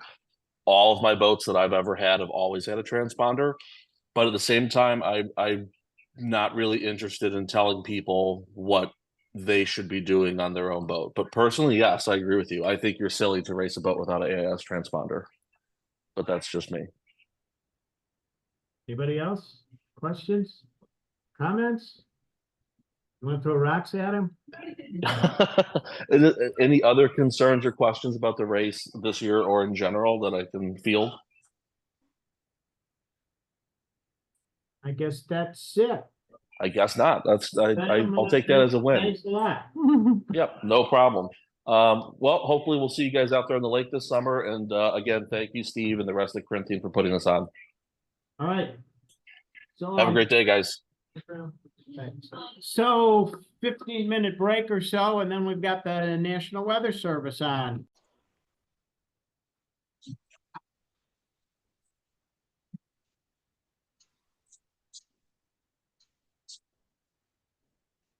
Okay, Stephen usually does the introductions, but he's leaving a big folder or something over there. So this is Zachary Yak. There he is. National Weather Service out in Romeoville. You can yell and say yes. Okay. Yep, Romeoville, yep. And so we can ask him why it's not snowing, why it's still raining, all those other good questions. CPS is not happy with you, by the way. That's a personal opinion. About weather, and there we go. Yes, let me go ahead and share my screen here. So hopefully you all can see that. And yes, as introduced, I am Zachary Yak. I'm one of the meteorologists here with the National Weather Service office in Chicago. We're actually located down in Romeoville, Illinois. So I'm not sure how many of you have are living in around the Romeoville area or even have been down to that portion of the area. But basically, we're right on the Lewis University Airport. So if you ever come down that way, if you come near the University Airport there, you can look off to the right-hand side and you actually can see our giant, we call it our golf ball, aka our radar, which is right behind our office here in Romeoville. So, but yeah, we're going to talk a little about some weather, marine weather for you guys, and also go over some obviously preparedness tips and stuff like that as well. So thank you guys for the invitation to come and speak to you all today. Obviously, I'm sorry I couldn't be there in person, but with the busy weather we've had the last week, and we're doing some post-event wrap-up today, and obviously getting ready for the big cold snap coming this week. Obviously, we're a little busy here at the office, so we need kind of some extra hands on deck here. But let's go ahead and kind of dive into things. What we're going to kind of talk about today is first and foremost, kind of who the National Weather Service is. We'll talk a little about kind of what we do and how we do what we do. Then we'll talk about some weather basics. Specifically, I want to talk about fronts, kind of the associated weather with the different types of fronts that we experience here in the Chicagoland area, and as well as thunderstorms. Obviously, that's something we get quite often here in the summertime, and they can be a big hazard to mariners. So we'll talk a little about those. We'll talk about some other weather hazards as well, things like winds, waves, and other things like that as well. And then we'll touch on just briefly some of our products that we have. I'm sure most of you are already familiar with those as well. And then we'll go on and talk about kind of where to find those various products. And then we'll kind of wrap up with some weather safety and preparedness tips at the end there. Now, as I said, anytime you have questions, again, I think Amy just put in the chat there. Feel free to write them in the chat box there, or even we may even have some time at the end. You guys can ask your questions verbally if time permits. So let's go ahead and kind of keep moving here. So who is National Weather Service? Well, we are a federal agency. We fall under the Department of Commerce. And also you've probably heard of our more parent organization, NOAA, the National Oceanic and Atmospheric Administration. And then within that, it falls the National Weather Service. We are one of 122 forecast offices scattered across the country, and that does include Alaska, Hawaii, Guam, and even Puerto Rico. So you kind of see a general map here of kind of where we're kind of all located. And every office kind of has a forecast area, a county warning areas we sometimes refer to it, or a forecast area that we are responsible for. So ours here in Chicago covers a total of 23 counties. 18 of those are in northeastern Illinois, and we have 5 counties over northwestern Indiana that we cover as well. So we provide forecast information for just general weather things, such as just chance of precipitation, such as rain or snow, snow amounts, rain amounts, winds, wind gusts, temperatures, dew point, relative humidity. Pretty much, if you can forecast it, we pretty much have a forecast for it if you really want to look for it. So we do that. We also do some specialized forecasts for aviation. This includes both O'Hare and Midway airports. We do provide them with 30-hour forecasts every single day that are updated about 4 times a day with intermittent updates every 3 hours. We also provide, because we are a marine office here, we also do specialized marine forecasting for our nearshore waters, and as well as we also coordinate with offices to our north there in Milwaukee who do the forecast for the entirety of Lake Michigan. So we talk with them quite frequently a lot as well to find out what's going on there and coordinate there.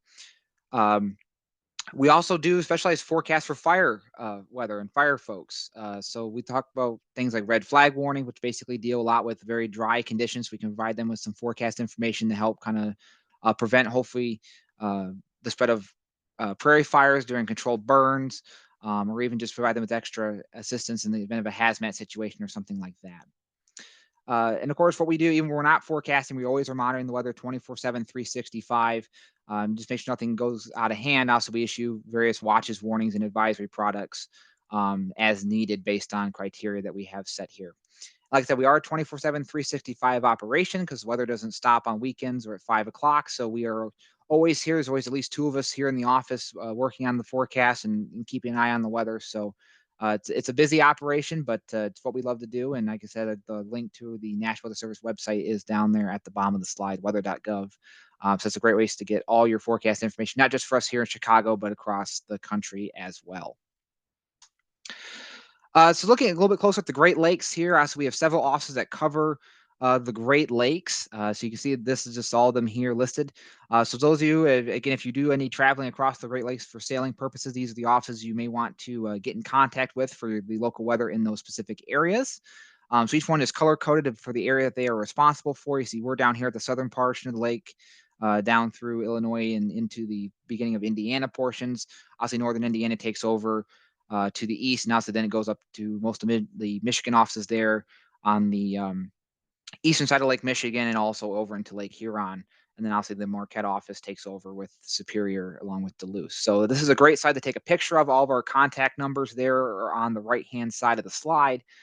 So if you are planning to do any type of marining out through the other Great Lakes, I highly recommend taking a picture of this slide so you have the contact information there for the other offices who you may need to get in contact with for a weather forecast.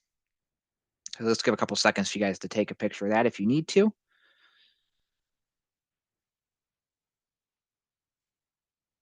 Okay, so hopefully everyone's got a picture of that. And again, if not, this is being recorded, so hopefully they can get you guys that slide then.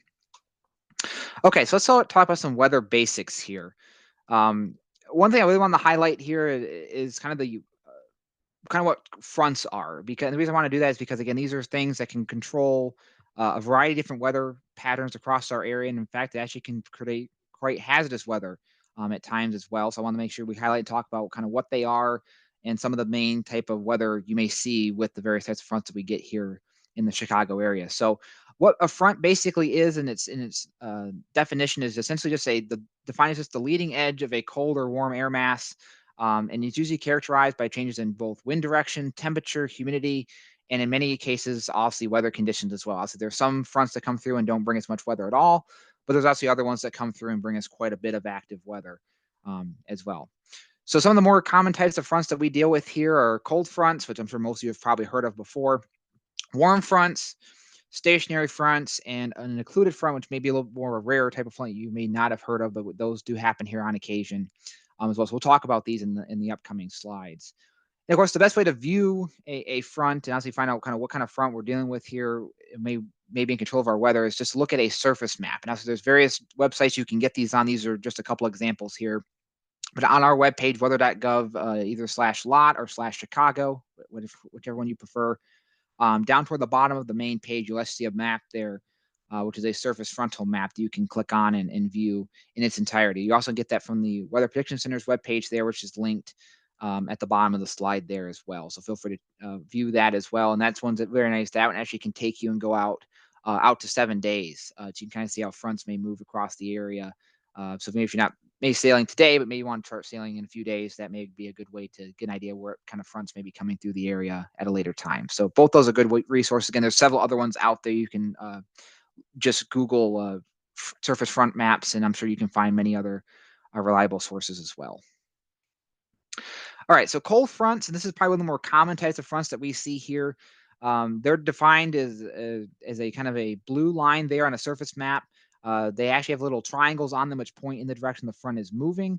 A great way to kind of remember the cold front, at least in my mind, is always that I think the triangles kind of look like icicles hanging off the front. So that's a good way to kind of remember it. See that the icicle look to it, or those triangles on that is a signal for a cold front.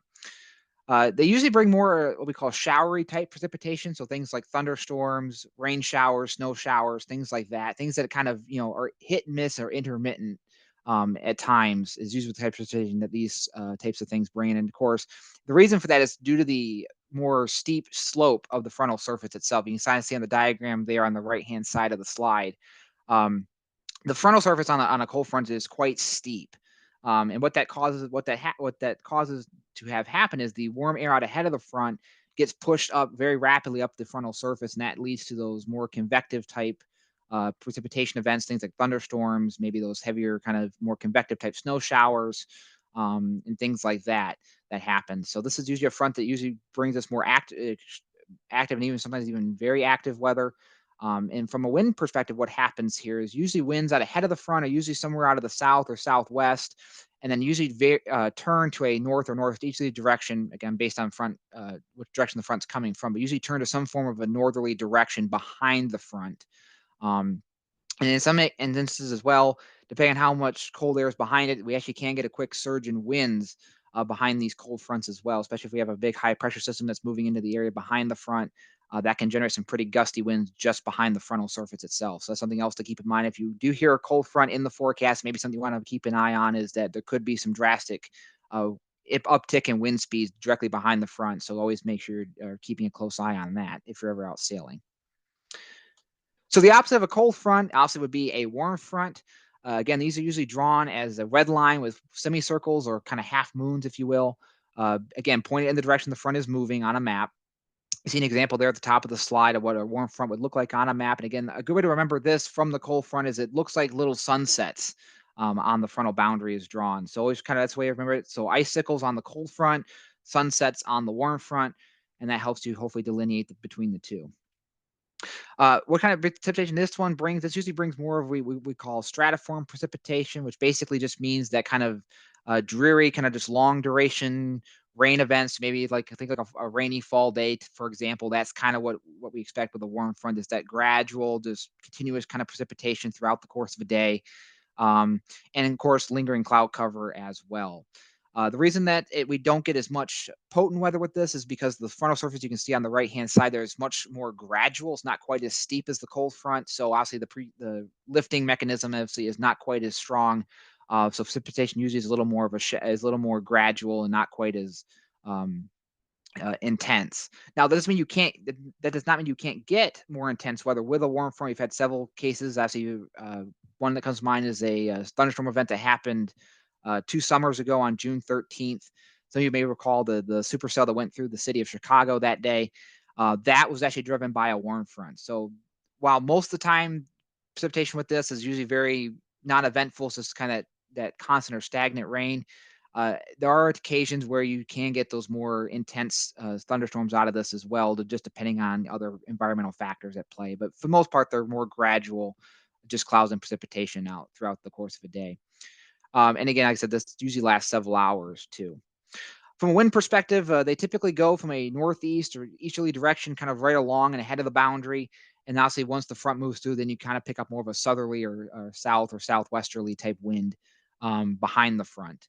So that's something to kind of be mindful. Again, the winds usually are pretty actually light when they get into the warm sector of a, because these are on the kind of warm sector of a powerful low pressure system. So usually the winds are a little bit lighter in the warm sector than they would be kind of on the back side of the system.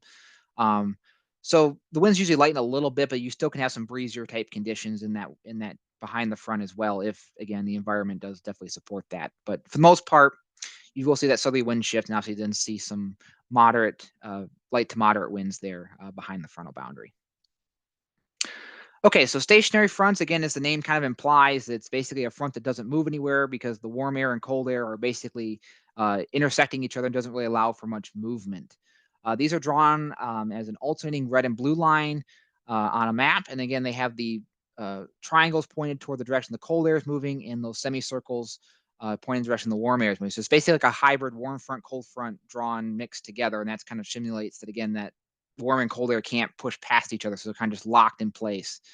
From what that basically does for us is that basically brings a stagnant period of just precipitation and cloud cover, sometimes it's lasting days and even in more extreme cases, several weeks, if the boundary really is just stuck in place and doesn't move by any means necessary. So these oftentimes, like I said, are very long duration things. These can last several days or even weeks.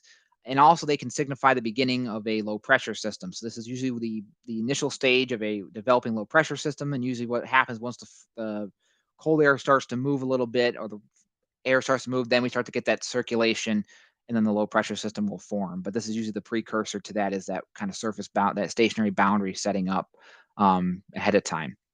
From a wind perspective, winds with this is a little more difficult to discern, just because typically, depending on what side of the boundary you're on, winds can actually be very, very light or may be in some cases very variable in terms of direction. But for the most part, if you're on the cold side of the boundary, you have some type of northerly wind. On the warm side of the boundary, you have some type of southerly wind.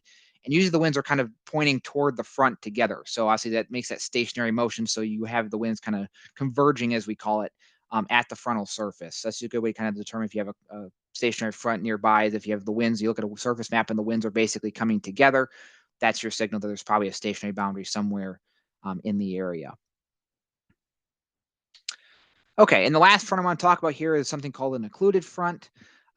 Basically, how this front occurs, or how this kind of what we call the occlusion occurs, is basically cold fronts typically move faster than warm fronts, and the reason for that is cold air is more dense than warm air, so it has more traction, if you want to put it that way. Think about it that way, for the air to move.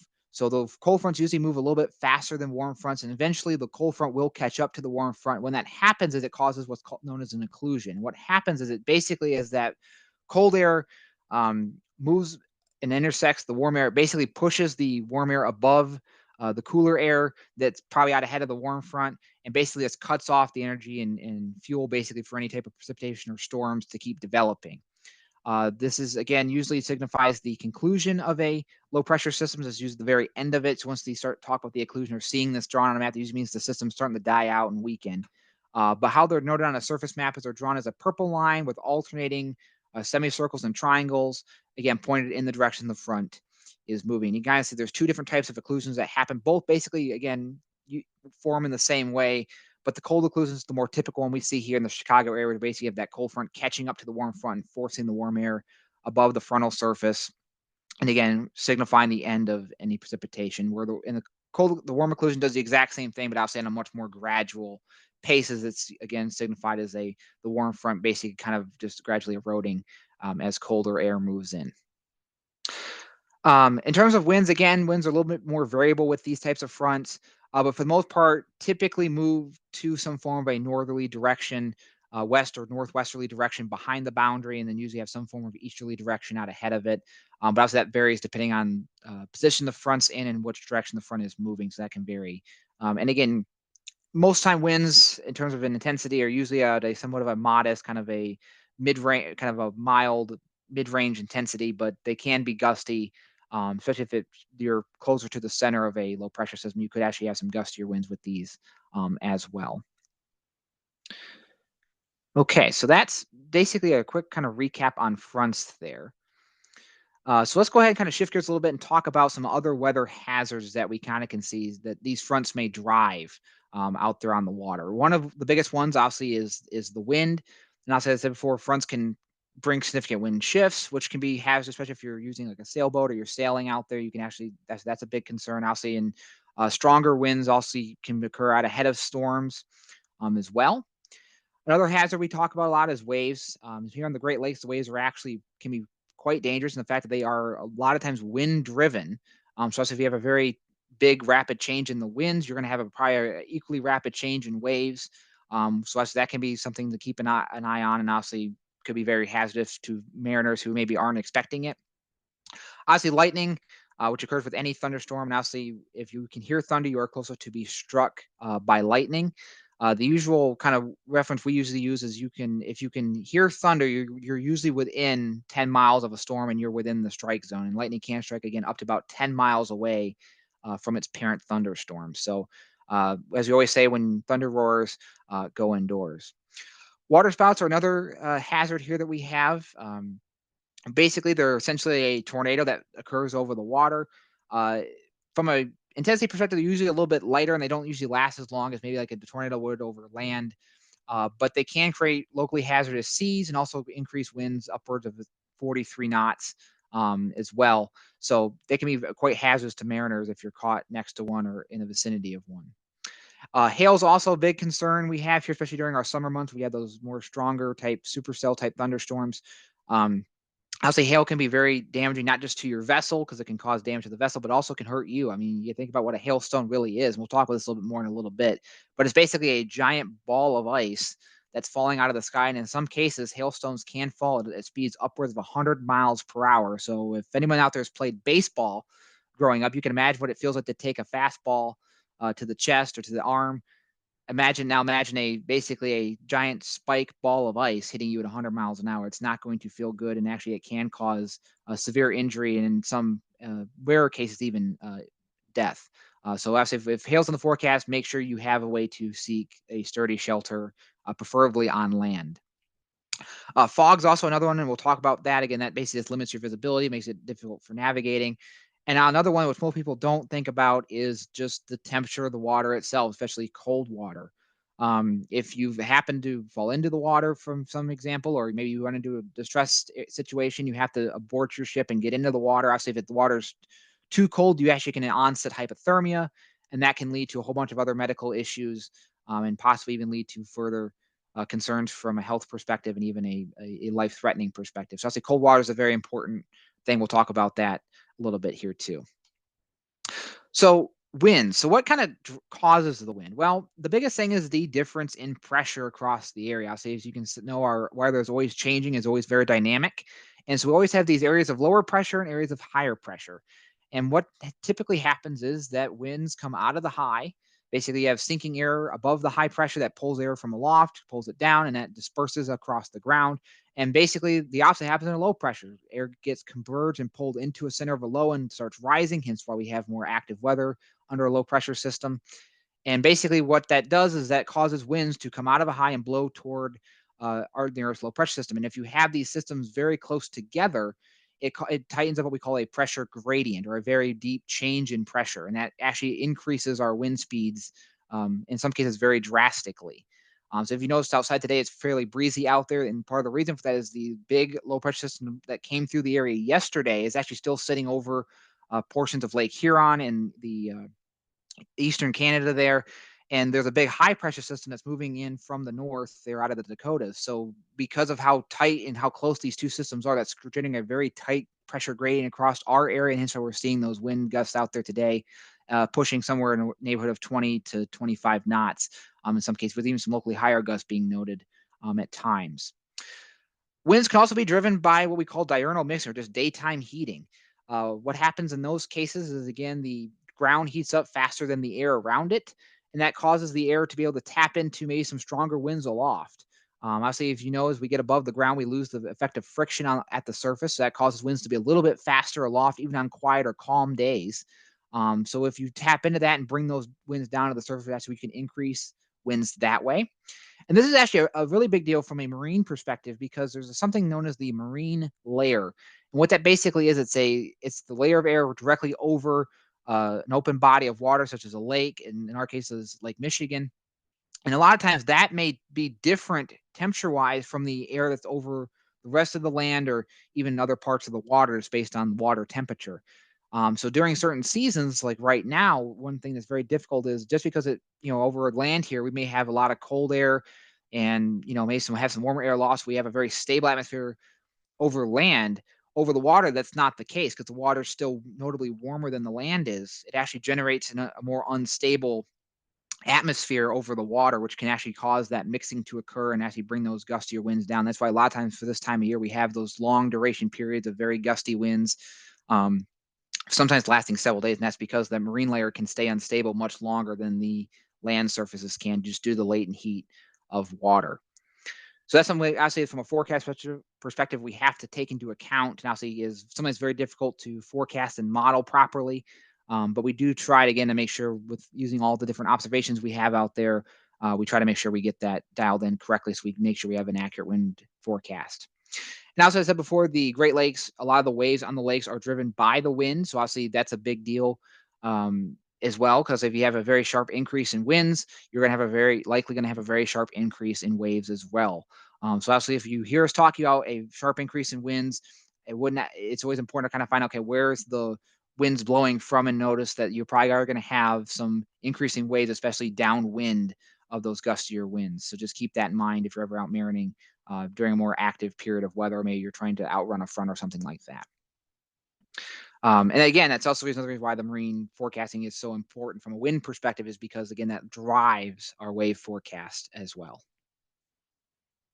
All right, so just to kind of give you an idea of, so we've talked a little bit about, and again, there's no audio with this video, but just to kind of show you an example here of kind of how fast waves can change. I'm sure most of you probably have seen this before, but this is a good kind of refresher. Here, this occurred up in Eagle Spring Lake up in Wisconsin. You can see how fast the winds there are coming out of that thunderstorm that's off to the north, off in the distance there, and you can see just the winds pick up, and all of a sudden the waves just become quite large and quite battering. And you see even the frequency and period of those waves increases as well. So that can has especially the smaller boats. You can see the little smaller boat there getting basically jostled. The bigger boat isn't getting moved around as much, probably because the dock there is blocking a lot of those waves. But again, you can imagine if that boat was out there, it'd probably be getting jostled quite a bit as well. So obviously that can be a hazardous, and eventually even the wind can even topple the boats itself just due to the intensity of the wind. And now, say if you have, if you're not, if you have the broadside of your vessel pointed against the wind, that can cause issues there as well. So this is, again, just a kind of example of what can happen on the lake. We've seen it happen before, so we do try to be very proactive, and we know there's active storms in the area and issue like things like special marine warnings, which we'll talk about, to hopefully give you guys a heads up and a warning that this could occur. But this is just, again, one of the reasons why, if you hear that we're talking about a front or a sharp wind shift occurring later in the day, this is a good reason of why it's probably a good idea to make sure you're staying up to date, knowing when that shift's expected to happen, so you can hopefully get to safer waters before this type of event, so this doesn't catch you off guard. Okay, so tying to the wind thing, let's talk a little about thunderstorms. I say this is something we get quite a bit here, especially in the summertime, and in some cases these even can be quite strong as well. So all thunderstorms basically need three main ingredients to develop. The first and probably the most important ingredient is what we call moisture. So that's just things like humidity. A lot of times our moisture comes from the Gulf of Mexico, and in some cases we actually can get it even off of Lake Michigan as well, if the lake's warm enough.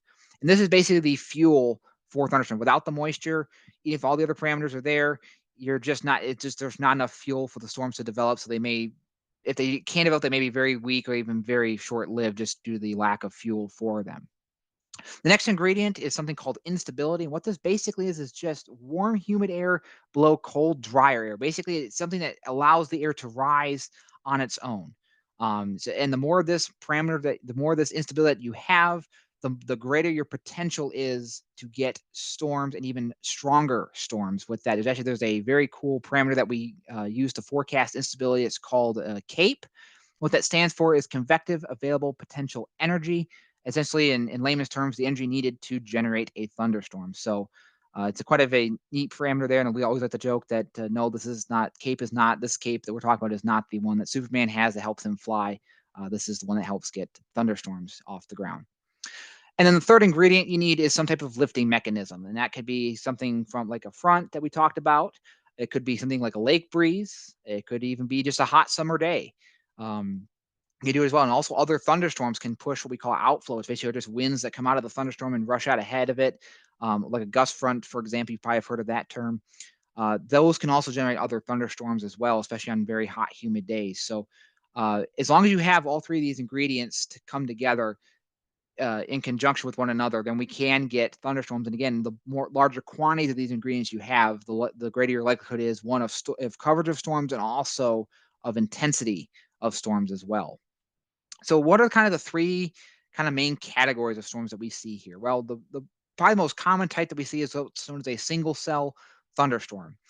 This is basically something, if you haven't been down to Florida, this is what they get every single day down there during the summertime. And this is basically a little column of air that develops. It goes right up, and usually within 15 to 45 minutes usually begins to dissipate. And the reason it dissipates, if you look at the graphic there to the right, you basically have rising air that forms initially and forms what we call a towering cumulus cloud, or just even a cumulus cloud there, with clouds basically with vertical development. As that air continues to rise up, eventually it hits the top of the atmosphere. It can't go up anymore, so it kind of flattens out, makes that anvil-shaped cloud at the very top. And during the mature state, eventually what happens is when the air can't go up anymore, it starts to fall back down. And that's usually what we have when the downdraft develops. That's usually we see like the rain, the hail. And so during the mature stage, you have this updraft of warm air fueling the storm and the downdraft of the rain, cool air coming out of the storm. And that's usually when you have the most potential for, again, your strongest storms, your heaviest rain rates, things like that, your gustiest winds. But eventually what happens is in these single cell storms, is that downdraft eventually starts cutting off the warm air from the updraft. It starts actually taking over. It just becomes too heavy for the updraft to support the air rising anymore. So that downdraft just takes over and eventually fizzles out the updraft, and it causes storms eventually to begin to dissipate. So again, in the single cell case where it's just these pulse storms, or it's just this one single tower, they usually last on average about 15 to 45 minutes in most cases. And again, usually don't really cause anything of like severe weather, but again, they do cause lightning, and obviously can cause some instances of like gustier winds as well. The next and kind of the more next kind of level, if you will, of storm is the multi-cell storm, or what we call what also be known as a squall line. These again develop after you have a fourth ingredient that's needed to make storms become more severe, and that's usually an ingredient called wind shear. It's basically just is a difference in wind speed and or direction with height. And what these are is this is a line of thunderstorms, and they have multiple different cells within them. So every part of that line, so if you look at like one of these on radar, all those little red cores you're seeing on radar, those are each individual little storm cores within that line. So these can last several hours. In some cases, they even can last several days if it's moving across an area that has this continued favored air map. We've seen that sometimes during the summertime. We'll have storms that form out in Nebraska and just keep tracking all the way into our area. And some that can last even a day or two, the same storm system. So typically, how you can identify a squall line, they usually have what's called a shelf cloud on the leading edge. And what that basically is when the air comes out of the storm, it hits the warm air in front of it and causes a cloud, that lifting motion, and even a little bit of a rolling motion in some instances. And that horizontal rolling basically forms this kind of elongated, kind of shelf-looking cloud, hence the name shelf cloud, on the leading edge of the storm. That's usually your signal that this is a storm that's coming at you, is that you'll see that kind of shelf cloud look out ahead of it. These may also again contain severe weather because they are using that wind shear, that fourth ingredient that can usually derive more longevity. So obviously the longer you have a storm in place for, the better its odds are to become severe because it can work on the environment a little bit longer. So they can have severe weather in the form of gusty winds, sometimes hail, and even in more extreme cases, even tornadoes. So again, make sure you're checking the forecast. Make sure see if we're messaging any severe weather potential with these squall lines if you ever hear us talking about them. And again, with squall lines, the other thing to remember too is the worst of the weather is always first with squall lines. So as the leading edge comes over you, that's when the worst the weather is going to be. And obviously then weather kind of gradually tapers in intensity as you get further and further behind the line, as the usually forms more terrain and eventually goes back to just quiet weather once the squall line pushes through. Okay, then our last type of thunderstorm. This is again one of the most rarest type of thunderstorms. We do get them here occasionally in Illinois, and that is a supercell. And what is a supercell? Well, that is just a thunderstorm with a rotating updraft. So that updraft I talked about earlier, with the warm air is rising in the storm, that is just rotating, kind of like a barber pole or like a top. And these usually account for less than 1% of all thunderstorms that form into this what we call the supercell. But when we have supercells, they always bring severe weather because of how much wind shear you need to, and how much all those other three ingredients you need to get one of these. They always usually bring severe weather in some form or fashion. In most cases, it's usually large hail. So we talk about hail in excess of 1 inch in diameter, and also gusty winds. We're talking winds of probably 60 to 70 miles per hour in some cases. And even these storms can produce tornadoes and often do as well. So if you ever hear us talk about supercells, that's usually a day that you really want to pay attention to the weather, because we are talking probably about some pretty strong to severe storms in the forecast those days. So just keep that in mind. So yeah, but that's basically the gist on thunderstorms. And again, we do try to give outdated warnings. And again, we really do hit messaging very hard when we have storms in the forecast, because then we know that a lot of people are going to be outdoors usually when these are forming, because we're talking about summertime or springtime, nice weather. So our messaging is pretty good with these. And again, there's a lot of ways we'll talk about later how to get updates on thunderstorms in the forecast. Obviously, with all thunderstorms, they always bring the threat of lightning with them as well. And obviously, as I'm sure most of you have seen videos what happened when lightning hits something. Uh, there you go. That one just happened to be the mast of a sailboat. Um, Obviously, lightning does tend to strike the tallest object, as that provides the least amount of resistance from a lightning strike. And obviously, as you can see, if you're standing under one of those uh, masts, you could be struck by lightning, or even if you're just happy, the tallest object in an area, you also could be struck that way. So just make sure, again, if you start hearing thunder, make sure you seek safety inside of a sturdy structure with that's enclosed. So things that have like grounded plumbing, grounded electrical systems, and kind of a metal members within the structure itself that can that can disperse the lightning around the building and not through the building and into you. So again, when thunder roars, go indoors. Okay, hail. So we talked a little bit about this with the thunderstorms. Again, hail, how it forms basically is you get these as the air gets pulled up, and it eventually grabs the water molecules up as inside the updraft. Eventually, as it keeps getting high enough, it actually will get below freezing. Even in the summertime, the air loft usually is still below freezing at certain altitudes. So once you get enough of that water up in those colder areas, it actually starts to freeze again. And as it keeps falling, it will kind of melt a little bit and refreeze and melt and refreeze. And basically what it helps do is basically just grow this giant, or it just basically keeps growing and accumulating ice crystals on top of itself and keeps getting bigger and bigger and bigger. And eventually, depending on how strong the storm is, it can no longer, the updraft can no longer support the weight of the hailstones, and it falls down to earth. And that's what we get is hail. In most cases, at least in our area, we're kind of looking at hail kind of in that left-hand column there, usually on that lighter side. Um, in most cases, kind of that penny to nickel size, maybe pushing a quarter. But in some cases, we can get those larger ones, especially when we can talk about like those supercell thunderstorms. Those usually always bring hail of at least a golf ball size or greater with them. And also, you can get some of these smaller amounts out of those squall lines as well. In terms of like a severe warning perspective, again, the criteria for a severe thunderstorm warning is winds in excess of 60 miles per hour or quarter-sized hail. So that's kind of the threshold for that. Hence why the shaded red there. That's the threshold we look for to issue a warning if we're starting to see signals that there could be enough ice nucleation inside the cloud of a thunderstorm to generate hail of that magnitude. Then we'll go ahead and issue a severe thunderstorm warning or a special marine warning, which is essentially the same thing, but for mariners. For those. And you can see some examples here, some pictures of how big they can get. Obviously, I think the largest hailstone recorded on record is in the neighborhood of somewhere it's like 6 or 7 inches in diameter, which occurred in, believe South Dakota several years back. So they can get very large. Obviously, they rarely get as large as some of the pictures here are shown, but you can imagine, you can see how they look. It's a solid chunk of ice. And as you guys said, they fall up to speed sometimes 100 miles per hour. So you can imagine what that's probably going to feel like if it happens to collide into you. Or your vessel. So always, like I said, if you happen to hear about hail in the forecast, make sure you have a way to seek safety in a sturdy structure and not be out in this when hail comes roaring through. Okay, water spouts. All right, so these again are similar to tornadoes. Actually, you can have them. They can form from supercell thunderstorms. In that case, they're called the tornadic water spouts because they usually form from the same processes that generate tornadoes. But we can't get water spouts even without a thunderstorm present. And how that occurs is basically you just have converging winds throughout the atmosphere at various levels that kind of cause a convergence and eventually a spin underneath a area of rising air. And that again helps generate water spouts. So how to identify them on the water? Obviously, in most cases, you can see the condensation funnel stretching from the cloud down to the surface. But in the event that maybe the funnel isn't, there's not enough moisture to saturate that the whole rotating column of air. Look for things on the water. So look for like a spray ring of water where the funnel is touching the water surface.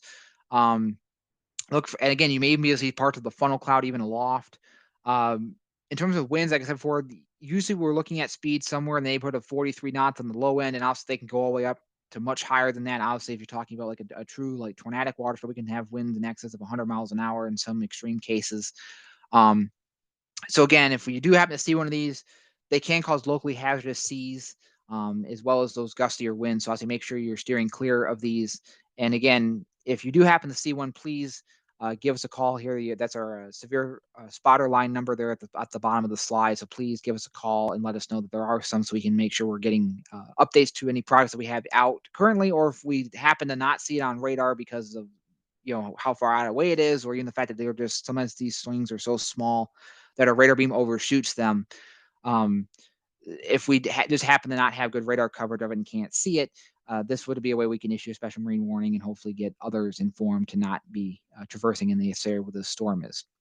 I said they can occur with severe thunderstorms, but in most instances, at least in our area, they tend to occur during the early part of the fall and throughout the fall months. So kind of August to October is kind of the peak for them. That's usually again because that's usually we have those more lake instability with colder air and obviously much more spin in the atmosphere just due to those changing winds due to frontal systems that are passing through the area. And again, if you do happen to see them, please give us a call there at that number. And this is again just a video of kind of what one would look like. I'm sure some of you have probably have seen these before.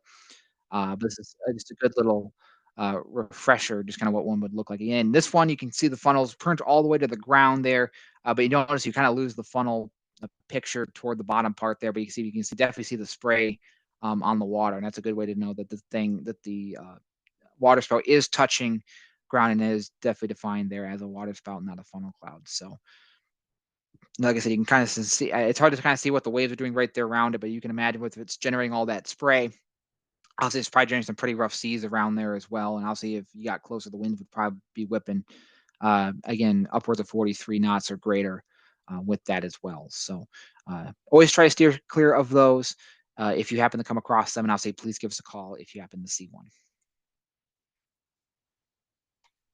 Let's see if we can get this to, there we go. Okay, fog. I'm sure again most of you have heard of this before, and I don't want to spend too much time going over this. But again, for those of you who may have not know what causes fog, fog is basically just caused by the saturation of the lower atmosphere right near the surface. Essentially, it's the formation of a cloud, if you will, at the surface. These typically occur on the lake when we have the warm, humid air mass kind of moves over the colder waters of Lake Michigan. So that helps generate again. That helps kind of pull that cooler marine layer to saturation as the warm air moves over it. And basically that helps generate that fog bank. The most typical and most likely time frame for us to see our most densest and more extreme fog events on the lake, at least in our area here, is kind of during the spring and the early part of the summer where the lake is the coldest. So that's kind of that time of frame where you're getting the lands getting heated up to more like into the 70s, your water's may still sitting kind of in the 40s or 50s. So when you have that warm, humid air mass moves out over the lake, it obviously causes saturation to occur and obviously can sock in with fog, and in some cases can last several days if that air mass is just not moving through the area. There's not a lot of mixing due to winds. I'd say low visibility makes it difficult to see different hazards such as buoys, other vessels, and obviously swimmers. So obviously if you are dealing with visibility, make sure you are using all your proper lighting. Make sure you have proper navigation equipment to help navigate through the fog. Or even if you don't have those equipments, please just try to refrain from even venturing out until the fog lifts or passes. And in terms of a product we have for fog, we do have something called a marine dense fog advisory, and those usually get issued when visibilities are 1 nautical mile or less. So that's a little bit on the fog there.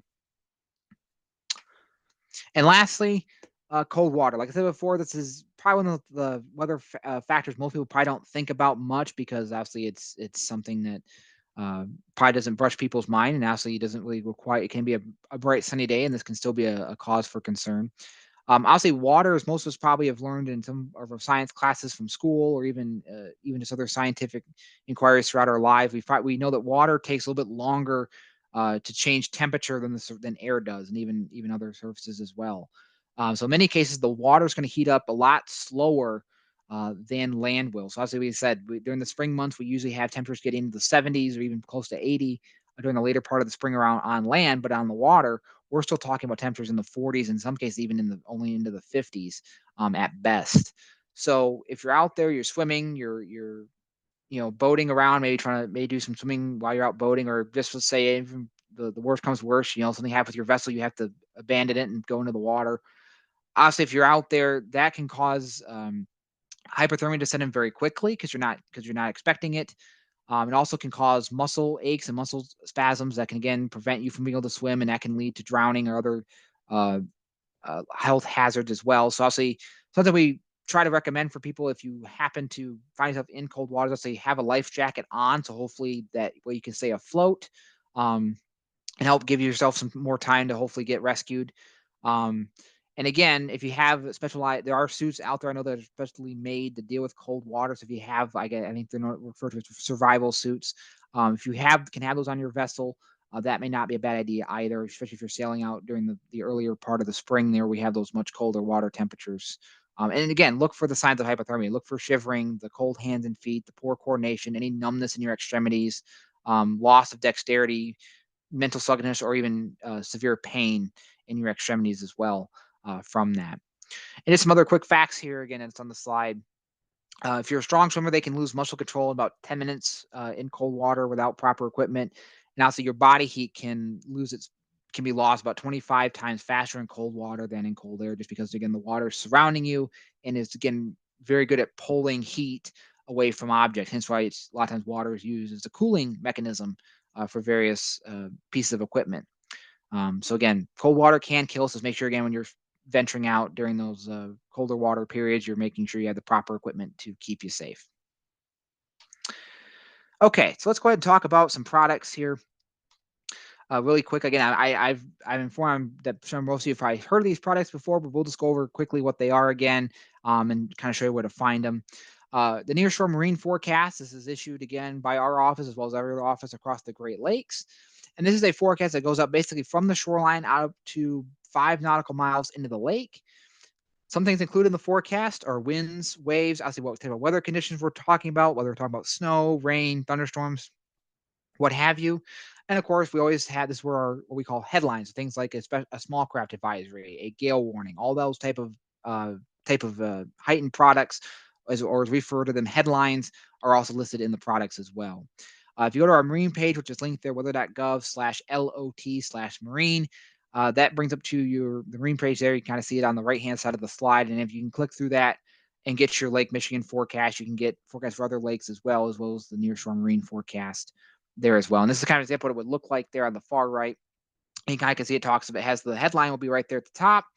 It'll have different broke up into different periods. So tonight period, usually what day and night periods. And then again, we'll list off whatever hazards we're expecting through the course of that period. And of course, we usually have ours split in 2 different zones, usually one for the Illinois side and one for the Indiana side. Just make sure you're looking and reading in the proper zone when you're looking at our forecast. There's also the open waters forecast. This again is not produced by our office locally. It actually is produced by the Milwaukee office to our north, but again, it is coordinated with us. We make sure that our nearshore waters line up very well with what they have in the open waters forecast. And of course, we actually at one point used to do the open waters forecast, but that was we did some modernization work, and because of how busy our aviation workload is, they were allowed to take that and give it to Milwaukee. But nevertheless, it is another good product, especially in this deals again with that forecast beyond 5 nautical miles from shore. These include, again, it has a nice little synopsis, basically a little summary of what the weather is going to be that day. So it may talk about things like fronts, thunderstorms, other types of weather hazards that are possible.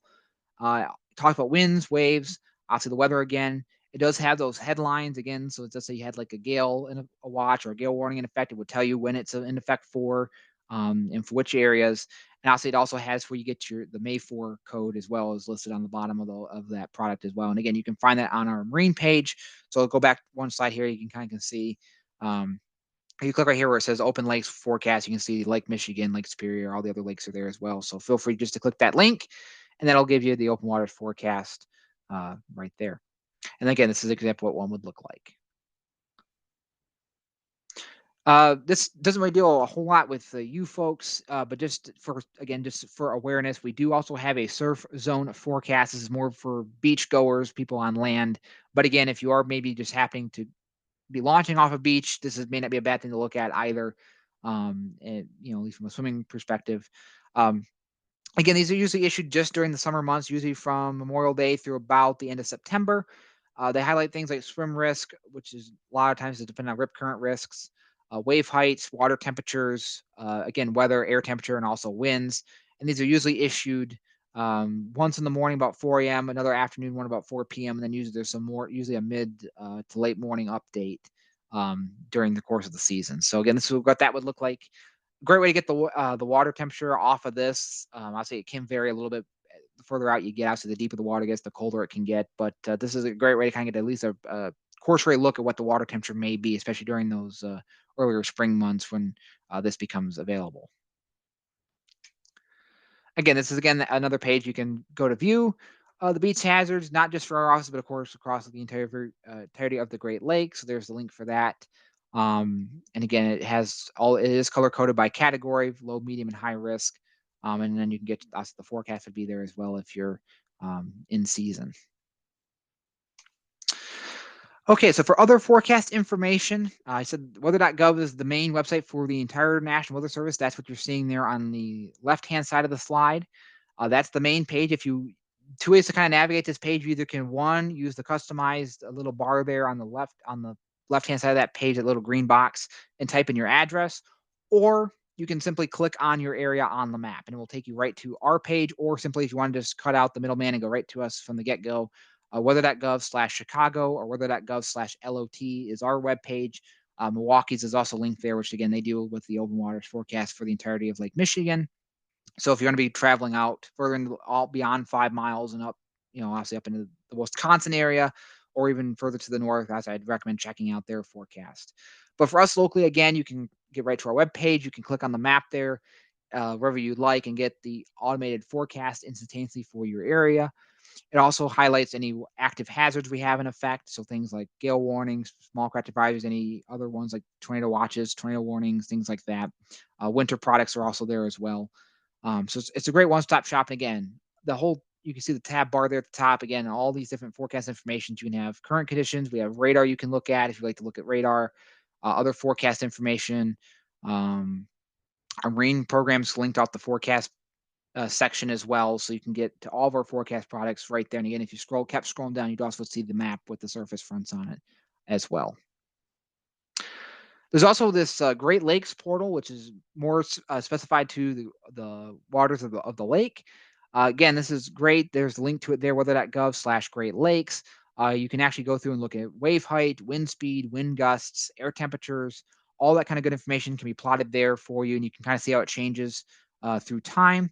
Also has various links there as well for other forecast offices, for other outlooks, and also other forecast information. So a great place to look and get any weather information you'd like for the Great Lakes. This is an example of one of the charts that come up when you go on that page. Actually, you can, and again, this is editable by location you would like. And you can see here it gives you the wave height throughout the course of the day. I even can go out several days in advance.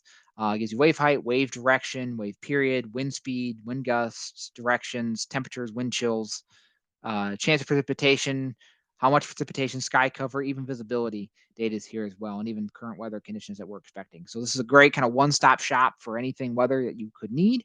And it's a great thing to kind of have on hand to kind of see how the forecast is going to change throughout the course of a day, and even several days at that. There's also a link on here. When you go onto this page, you also can go through and click on these tabular tables as well. And these, again, basically show you the same thing that the other table does, but essentially breaks it down by each individual weather parameter. And you can see more closely how that changes through time much more readily for you. So again, it's great to kind of see what the trends have been over the past several hours, even see what the trend's supposed to be going forward. You know, if you make those good decisions of whether or not you want to be venturing out, or maybe when you may want to wait to set sail based on the current forecast. Okay, so we'll kind of wrap up just talking about here about some other products we have. These is, again, we're talking about our watches, warnings, and advisory products. We have several of them, especially marine focused ones. But before we talk about them, I want to talk first about the difference between a watch and a warning. I think a lot of people still get these confused. But the main differences with a watch is that it means the ingredients are in place for more, we would say, like severe weather to occur. So think about it like, again, if you talk about like a cupcake, it's more like you have all the ingredients sitting on your kitchen counter, ready to make that cupcake, but there isn't a cupcake made just yet. So during a watch phase, this is that phase to be prepared, be looking at things, be paying attention, be watching the weather, if you want to think about it that way. And then when we get to the warning phase, that's when, again, severe weather is imminent or is occurring. So that means it's been a spotter seeing the severe weather. We're seeing it on radar. Something is either imminent or there's evidence to prove that it's occurring or is about to occur very shortly. And then a warning is issued. And again, that basically means that something's happening. So again, as you can see with the back to our cupcake example, that would be a sample of now you have a cupcake. You've gone through the process. You now have a cupcake sitting on your counter, not the ingredients anymore. So just a quick little refresher on that. And again, when a warning is issued, please take the appropriate action.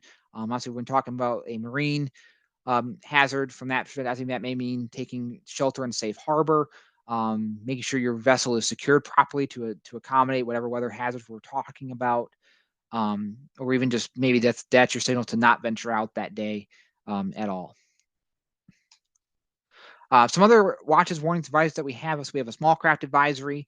What that is basically anything with sustained winds or frequent gusts between 22 and 33 knots is our wind criteria for that. And or if we have waves averaging around 4 feet or more in the nearshore waters, we'll go ahead and issue a small craft for that. Obviously, the gale warning, that's for sustained winds or frequent gusts of 34 to 47 knots. And again, that usually would be preceded by a watch if confidence is high enough. Storm warning, again, kind of the same deal. Sustained winds or frequent gusts of 48 to 63 knots. Again, we usually would have a watch out if confidence is high enough ahead of time. In most cases, usually is preceded by a watch. Hurricane force wind warning, kind of again the same thing. Just keep updating that scale. That's for winds and gusts 64 knots or greater for that. The special marine warning, again, the way I go to think about this is kind of a severe thunderstorm warning, but for mariners. This is due to if we have brief or sudden sustained winds or frequent gusts, 34 knots or greater, or in this case, hail of at least 3/4 of an inch or greater. I'd say it's a little different than the severe. Remember, I said before the severe was an inch. This is 3/4 of an inch for hail and or water spouts. So basically, if you have those criteria, we're likely going to be issuing a severe special marine warning for that storm, or even for the entirety of our open waters forecast area as well. And then obviously, then there's also the marine weather statement, which is basically a kind of lesser variant. Maybe, let's say we have a storm, but it's not quite meeting the criteria for that special marine warning. This is a way to get us to get a more alerted statement out to you, so that way you can kind of know, hey, this is a very hazardous storm to not be traveling near during that time. Some of them, we also have the heavy freezing spray warning. Again, this is due to accumulation of freezing water droplets on vessels. Usually our threshold is about 2 centimeters per hour or greater for us to go ahead and issue that. And again, we usually look for things like cold water, obviously very strong winds, and obviously bitterly cold temperatures as well to kind of issue those. Again, in most cases, they will be a watch going out in effect before this if confidence is high enough. There's the marine dense fog advisory. Again, that's for widespread fog, reducing visibility to 1 nautical mile or less. We also have a dense smoke advisory, and this deals with smoke. So as you remember last summer, we had all the wildfire smoke down here. That was an example. We actually issued our very first dense smoke advisory last year because of that. Basically, it's the same thing as the fog, but if it's caused by smoke, the visibility reduction is caused by smoke to 1 nautical mile or less, then we'll issue the dense smoke advisory. The low water advisory, that's just due to maybe we have very low water levels on the lake. I don't have a knowledge if we've ever issued one of these at our office just yet, but again, it's something that we can issue if we have very low water levels that may cause, maybe dangerous for marine operations. And obviously, again, from the beach side of things, we have the beach hazard statement, which again talks more about the average wave heights of 4 feet and that increasing risk of rip currents, which can be hazardous to swimmers. So again, those usually occur primarily during the summer months, kind of that Memorial Day through the end of September timeframe. Okay, so what's the best? One another good way to get up to date weather information, 24/7, 365. Obviously, is a NOAA weather radio. These work out really well. They're fairly compact. There's several different ones you can get. You can get them pretty much at any place that electronics are sold. So Walmart, Target, some drugstores even have them, and any hardware store usually has them as well. And they can be very handheld and very compact, so they don't take up a whole lot of space on your vessel. They will give you the whole public forecast, including the marine forecast. They also give you a way to get alerts in case we issue some type of warning or watch comes out. They will tone alert and give you the updated information that we've issued some watch or warning product for you. And you can see here, these are the transmitters that basically serve the nearshore waters in and around Chicago and also up to the north there in Wisconsin. So those are the main transmitters that we have that reach out into the lake to serve you guys on this side, on the western flanks of Lake Michigan. So definitely make sure you take a picture of that and get those noted if you don't have them already. And again, if you also want more information on other transmitters in the Chicago area that you can use as well for other ventures, or even a full list in other states, you can click that link there at the bottom, weather.gov/NWR/station_listing, and that will give you a full list of other radio transmitters that you can utilize at your disposal. Okay, so let's talk about some brief safety stuff. Again, I know a lot of you are probably very experienced mariners, and I'm sure most of this is just easy peasy for you, but just it's worth going over again just to make sure it's a quick, nice refresher. Obviously, before you go, always check the forecast, whether you're using the marine portal we just talked about or using our website. Make sure you're getting a good forecast there to know what's going on. Also, make sure you tell us about your sailing plans. Obviously, make sure you kind of refer them what your kind of intentions are, what your timing is, kind of start, middle, end of various places you may be trying to go. And that way, basically, the idea with that is if someone knows what your plans are, if something happens and you get stuck or you get stranded, somebody else can call and hopefully get authorities out looking for you out heading towards you to hopefully help you out in the event that you're unable to make distress calls or something like that. Obviously, make sure you have a safety plan in place. So make sure you know how long it takes you to get to safe harbor. Make sure you know places that you could seek shelter, maybe even on your vessel as well. I know some of the vessels have actually some living quarters or some type of quarters on board that you can get into that can keep you safe from storms. Have a plan in case you can't get back to a safe place. Know how you're going to prepare the vessel to handle the strong winds that may be associated with a thunderstorm or vice versa. And also make sure you have some way to call for help, whether it be a radio, satellite phone, some other form of communication. Just make sure you have some way to get help as well. Make sure, again, you know these and practice these enough that it's almost like second nature in the event you need to use them. Also, make sure you have a way to get a weather update throughout the day. Also, as we all know, weather changes quite frequently, and especially during the summertime, we have those storms that can pop up almost out of nowhere. Make sure you have a way to get weather updates, whether it be via social media, whether it be via the NOAA weather radio, other apps, whatever on your phone that if you have cell service out in the lake, you can utilize, or even other web type based products. Just have some way to get weather updates throughout the course of your day. And of course, make sure you have safety supplies. Make sure you have things like life jackets. Make sure you have, flashlights, flares, all that kind of stuff on board and to help facilitate rescue operations if needed. And I'll say always, as I said, be prepared. So if you're planning to head out, make sure you know what's coming up weather-wise, and make sure you have that plan in the back of your head. Okay, if bad weather happens, what am I going to do? Just make sure you kind of go through that in your mind, and again, relate it to the other people on board with you, so that way everybody knows that when bad things happen, here's what we're going to start doing. And also, here's just some great kind of things to help kind of keep you prepared. And just some quick reminders. Obviously, weather apps are good situational awareness tools. Obviously, the Weather Service does not have an app, unfortunately. But there are weather apps out there that utilize our data that you can use. There's various radar apps out there that are great too. Obviously, radio's good. The NOAA weather radio's the preferred method, but obviously other radio stations are good as well. Social media is a good way as long as you're following a reputable source, such as the National Weather Service, a broadcast meteorologist, something like that. And also just being weather aware, keeping an eye on the sky. You see a dark cloud start forming, that may be a precursor to you that, hey, we might get thunderstorms here. Or you start seeing those bubbling or towering cumulus clouds like we talked about. That may be your signal, hey, we got storms about to form here. I may want to start heading back to shore, or looking at other options to possibly get myself out of harm's way. And then also there's some things there to have in the safety kit, like I said before, the life jacket, the distress signals such as flares, lights, sound producing devices, horns or whistles, first aid kit, and then anything else obviously that you find pertinent to your operations is good to have there as well. But I think that is all I have here. So I appreciate you guys again inviting me out to do this. If you want to follow us on social media, there's our social media information right there on Facebook and Twitter, I guess, or now X as it's referred to. There's also our email there, nws.chicago@noaa.gov. And that's a great way to get in touch. And again, our website, weather.gov/Chicago. Our phone number is on the bottom of the website. So please feel free to, if you ever have any questions, to give us a call. We'll be more than happy to get you squared away. So with that, I guess I'll take any questions anybody has.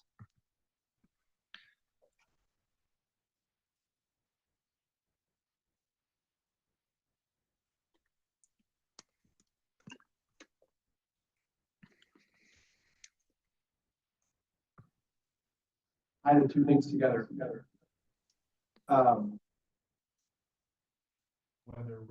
Weather tuning capabilities. So your VHF in your boat can tune all of those weather radio stations that Zachary was talking about, and you can configure your DSC radio.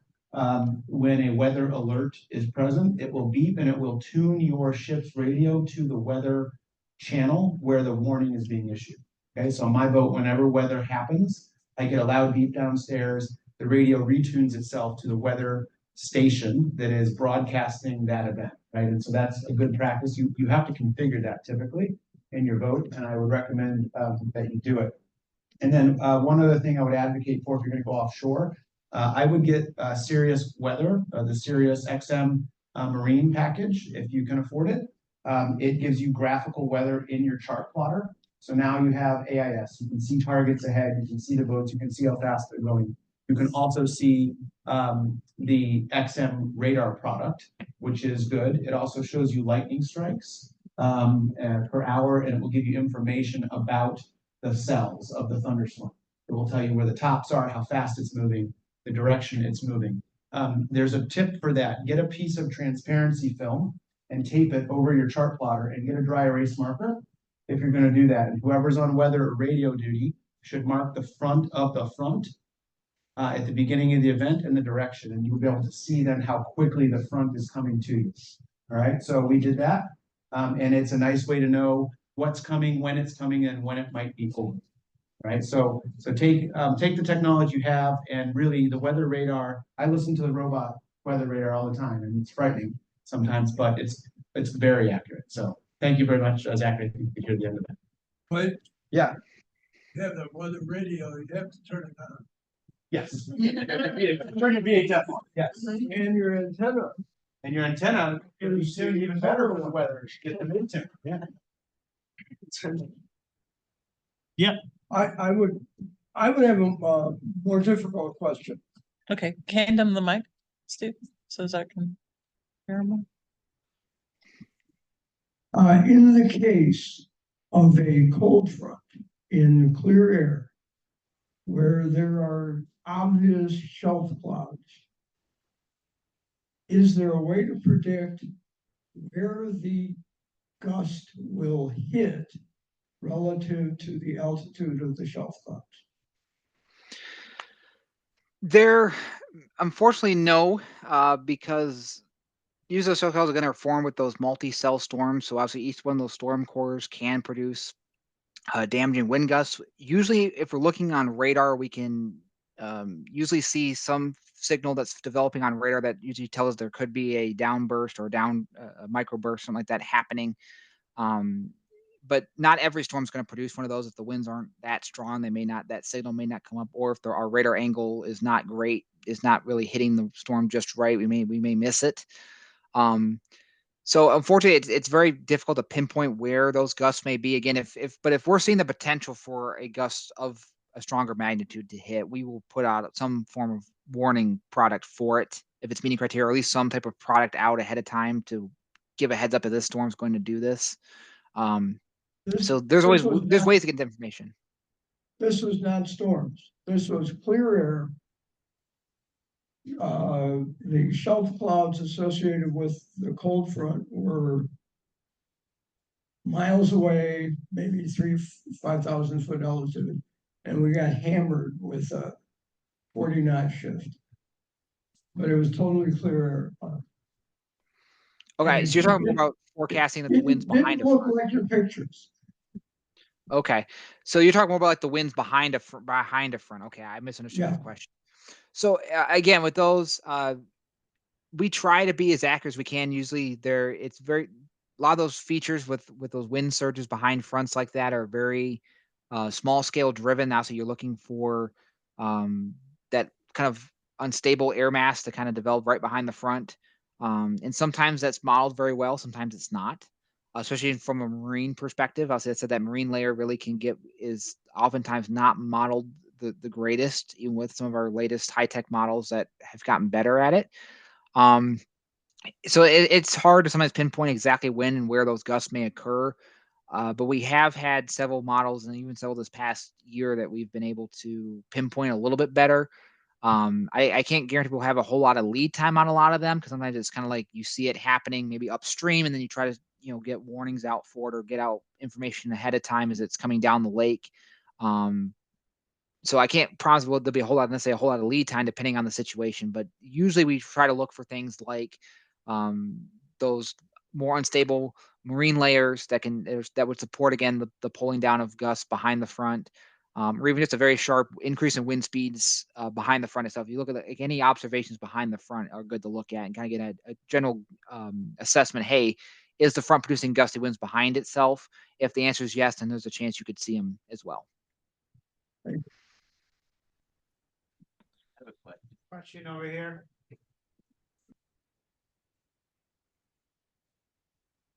Yes, I was wondering, the open water forecast for Lake Michigan, I believe it goes out 5 days. The near shore forecast is only 2 days. Why is the near shore not go out further than 2 days? That it's just that's this way we've done it. I don't know there's truly a specific reason. I know that's just the way we've done it just because of how complex our nearshore forecast can get with how much stuff is on it and the fact that we were covering 6 different zones. So on more busier days, we may actually have each one of those zones in its own forecast. So just to try to save like reading room on the weather radio, I think we tried to shorten it to the more potent periods. So I think that's the main reason why I just try to save some space on the weather radio.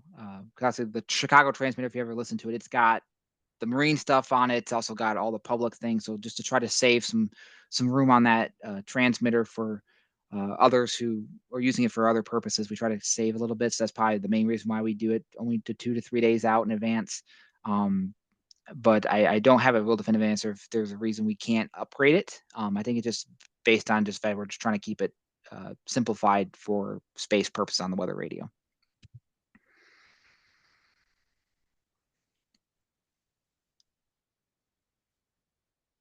Anything else? Zach, thanks. No problem. Thank you guys.